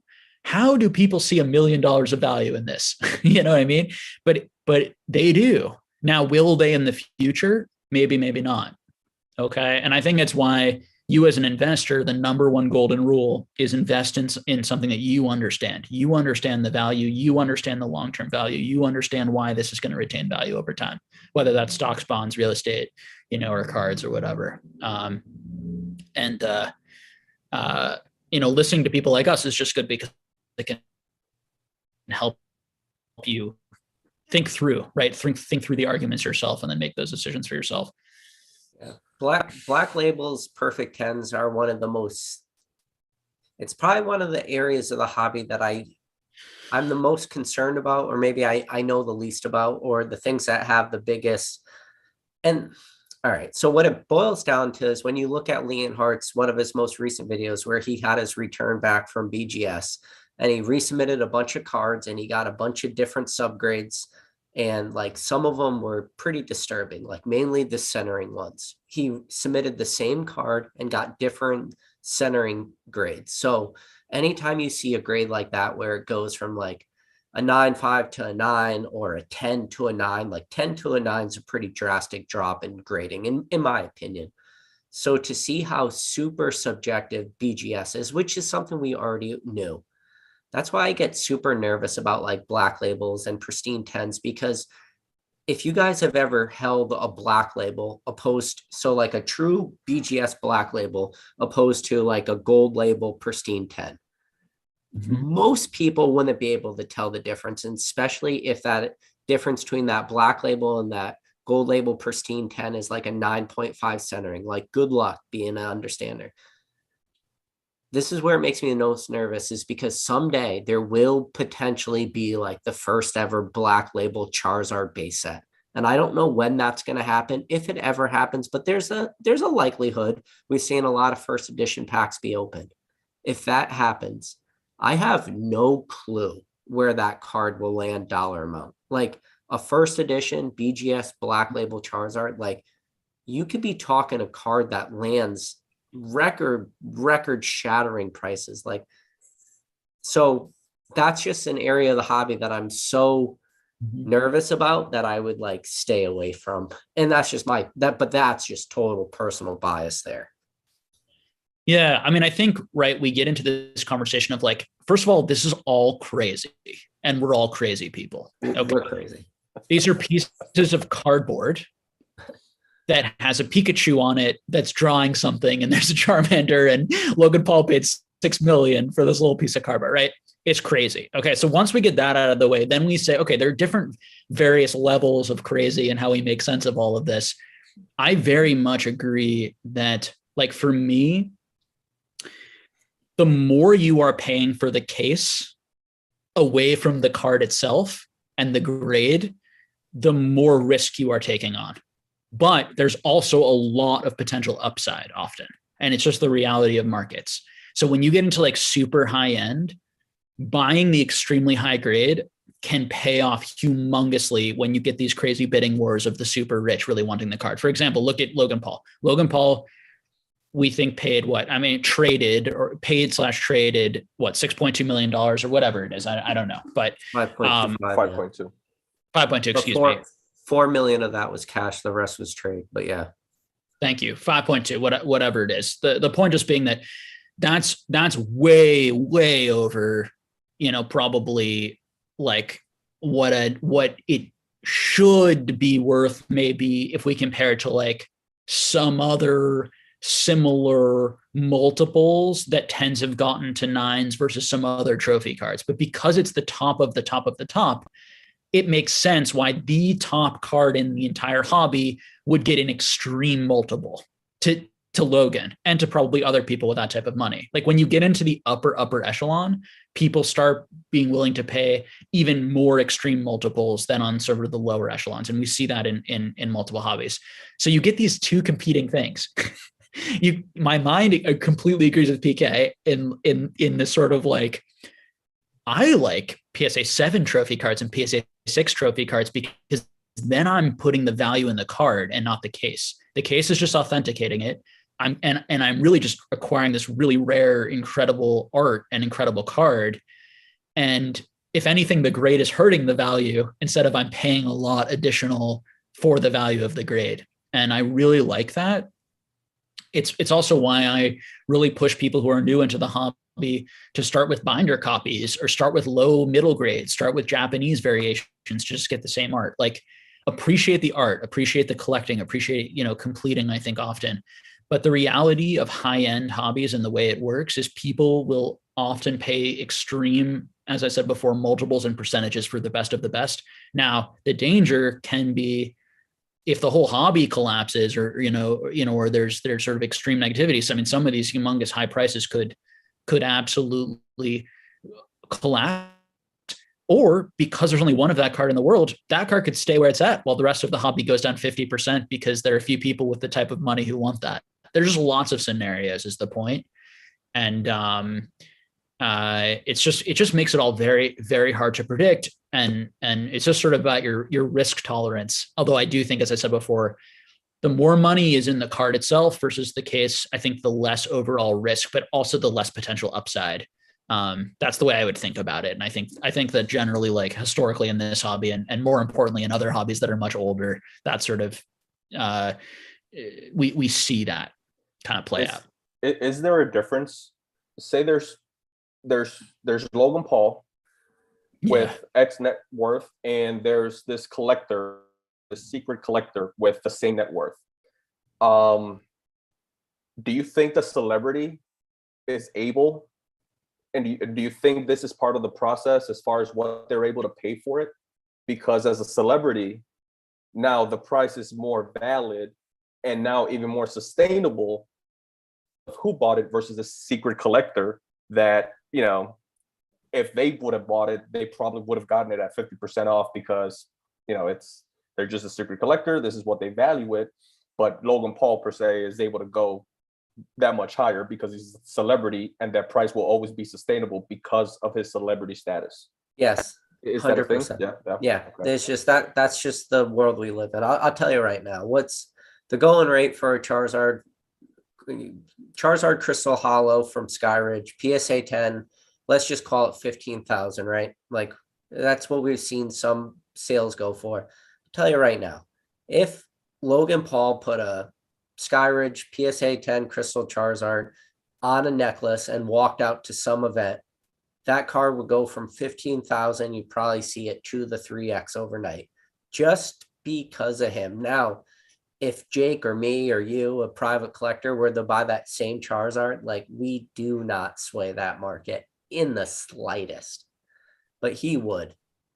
And that is a lower end card when you're talking about what is the other cards he's put on, like a Charizard first edition, pristine 10 or an Illustrator Pikachu. Like to put a lower end card that would now become attainable, because that's the thing. A lot of people will hear $15,000 and be like, that's not an attainable card. But you guys are not really thinking outside the box if you believe that. Like 15,000 is very attainable for a large majority of people in this hobby. So to now make an attainable card like a status symbol, yeah, stuff like that would just explode. Yeah, agreed. And it's also what he does with it. It's not just his name. It's also him putting it on the chain, going out to WrestleMania, him talking about it, him starting like the liquid marketplace. It's that he wants to create businesses in the space. He wants to promote himself. He wants to promote his cards, to promote the hobby. It's all of that on top of it. It's not just that a celebrity's into it. It's how engaged he is and that he's making it part of his portfolio and brand is clearly crypto, which is bigger probably, but also TCG and general collectibles. That's clearly what he's getting into quite a bit. And somebody wrote a good comment. They said, wait till, Logan Paul, when you think about it, like he's a big celebrity, but he's not that big. Like he's big, and everything's super subjective. It was like, what's a big celebrity? What's not? And I've always said this, for this hobby to really explode, it's going to take somebody outside of Pokemon to, for whatever reason, decide to like cling on, who has a massive following. And if you had another Logan Paul type situation, but with a larger following, who maybe was never involved in Pokemon, like, yeah, you could see like huge trickle down effects, but that's just the world we live in. I don't know.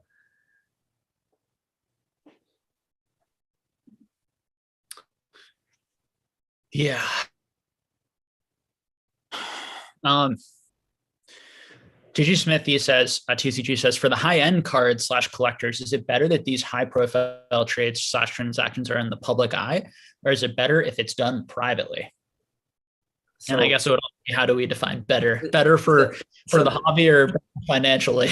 this is interesting because there's definitely two. I'll tell you right now, the people that are involved in doing those trades, maybe not a day-to-day basis, but on a year-to-year or semi-annual basis doing those trades, I promise you, those people wish they were all kept in the dark. They don't want a lot of eyes on those. And it's the same thing with like some well, I guess it's not really that way anymore, but like some of the higher end trophy trades that were done in the past, people really wanted that stuff kept private. So, but I would say for the large majority of the hobby, for the average collector, like, yeah, they want all that stuff to be out in the open, but the people actually doing the trades do not. That's my opinion on it. Yeah, just from, the sidelines as a collector, and I love it. Like a person like Logan Paul, I know he gets, a lot of, negative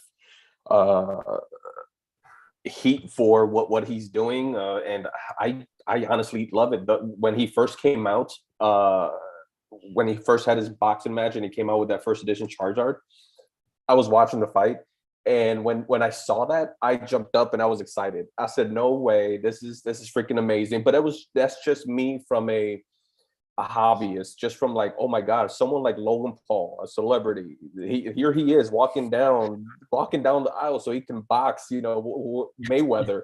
That's just freaking amazing. Like that Pokemon, like there's a Pokemon around his neck. Like that was my realm, and I think it's cool because I'm gonna be one of those guys that probably will never ever touch those types of cards in my lifetime. So therefore, I just think it's a cool thing overall. Yeah. I think that I have mixed, right? Like I have different feelings. Like on the one hand, it's like, it's freaking sweet. Like I have the exact same feeling as Basic. Like I just think it's so cool. Like everyone knows Pokemon, is talking about Pokemon. Everybody loves Pokemon. And then I have another part of my brain that's cautious and it's just saying like, okay, but like just the way this guy goes about things, and the overall morals or message, of all of this. Like, is this how I want Pokemon to be portrayed? Like exactly. Like, and then I'm like, yeah, you're overthinking it, and you're being too serious, and it's funny and fun, and it's probably somewhere in the middle, of those two things is the reality for me. It's yes, the Paul brothers and whatever their history is, but I mean, I always kind of get a kick out of, and then YouTubers make videos off of these guys so that they'll get millions of views and also make a lot of money off the Paul brother. I don't know. There's a lot of like everyone's making money off of it, and the people complaining are making money off of it. I don't know. It's sort of how these things work, right? It's drama, it's entertainment, it's people want to know. Yeah, for sure. Jamie Scott said Basic Trainer is the type of guy to jump up at home alone and cheer. And it reminds me of when Logan Paul was opening the Potential at that time fake case in the hotel room.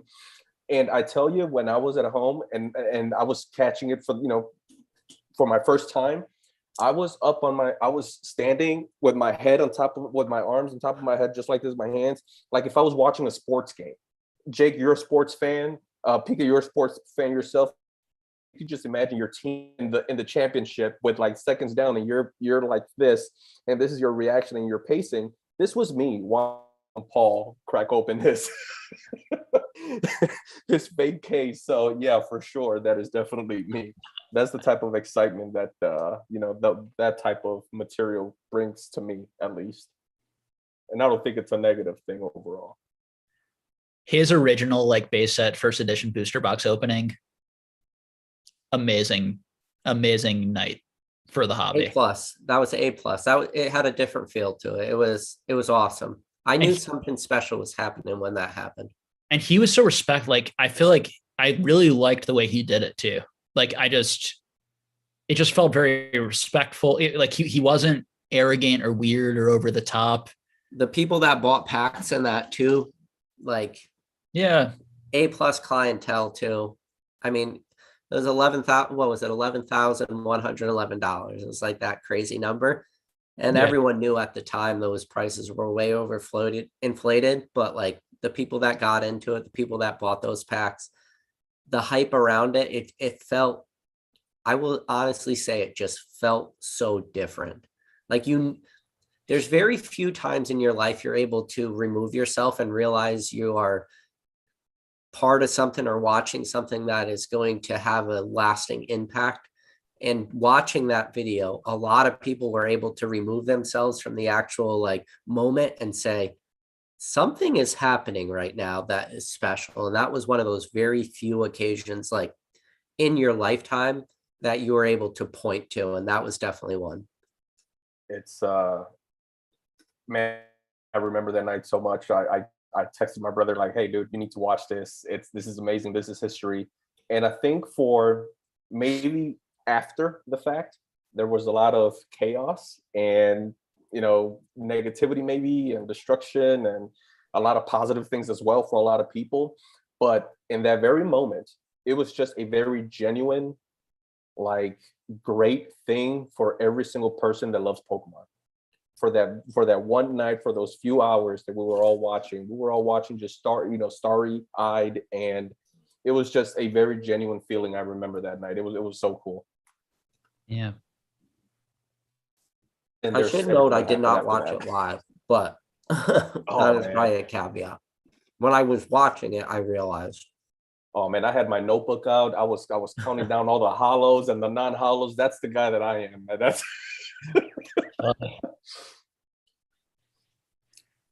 All right, guys. I think that I should probably go for tonight, but we'll have to do this again and just have a more could definitely do do more questions with the chat next time. But very much appreciate both of you guys for taking the time fairly last minute for coming on. And definitely go support PK. Go subscribe to his channel. Join his membership that he's going to put out eventually. Tuesday night, I'm having Pokemon Classics on. I hope everybody could join that live stream. And Basic will be out there on channels, talking in channels at Collecticons, at other places. You'll see him. You'll see him around. Go say hi. Anything you wanna plug or anything you wanna let the people know about going on for you? Go ahead, PK. I've got nothing to sell here, but I mean, all right. Jake, thank you for having me. I mentioned this earlier before we went live, but I really appreciate that a person like yourself brought me on. A person that I really respect in the hobby. And the fact that we can have opposing opinions and yet you're willing to bring me onto your channel to talk about it speaks volumes of the type of person that you are, speaks to your character. Those are the types of people that I really love to talk with and have conversations with. Those are some of my favorite people in the world. And as a person that still considers himself as a fan first and a guy on the sidelines, a Joe Schmo, I really appreciate you bringing me on your platform. And I really appreciate that, even if it's to have a passionate debate at volume. So thank you for that. I appreciate it. Well, I consider myself a Joe Schmo too, so you're in good company there, and right back at you. Just for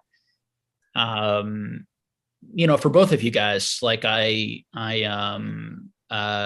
enjoyed talking to you both and hearing your opinions. And I fundamentally think that you're thoughtful and you care about what you're going to say and you're aware of the audience and what's best for them. You're both just caring people who care about other people, and first and foremost, that's what matters to me. So thank you both for taking the time on this subject. I am sure that we went round and round in circles a little bit on it, but really appreciate those who made it through with us and were hanging out. And the Celtics won today, so all is right with the world. I'm sorry for the Nets fans out there. That was a heartbreaker. If you're on the Nets side, was almost a heartbreaker for the Celtics. Whew, what a brutal game. Yeah, I feel like I aged 10 years watching that game. I don't know if either of you guys saw it, but ooh, it was stressful. Um, but yeah, join the Patreon. Join Jake's Patreon. Yes, please. I'm okay with that. I'll give you. That'll be my my outro. Everybody, what a great way Polkadot's to end. Patreon. What a great way to end it. Maybe the whole time me and Basic were just trying to get free Patreon memberships. I think that's what it boiled down to. In reality, it really means so much to me that people join it. Please, though, if you are not getting your value and you're just doing it to support me, let me know if there are ways that I can improve it and make it better. I mean, that means a lot to me. But if you also just like want to support me, everyone who signs up for that is actually making my life easier and better. Like it is real income for me, and I am trying to transition from being sort of like a over full-time therapist and also doing on-call hours to just a lifestyle that's a little bit more balanced, a little bit more family time as well. I can do a little more chores around the house, which will make my girlfriend happy and all that sort of stuff. So I just need to make it, I need to hold up my end of the bargain, which I will, which is just kind of continue to try to be innovative and work hard on it. But for the two of you guys are great members of the community, and everyone out there watching, we appreciate you, and we'll see you next time.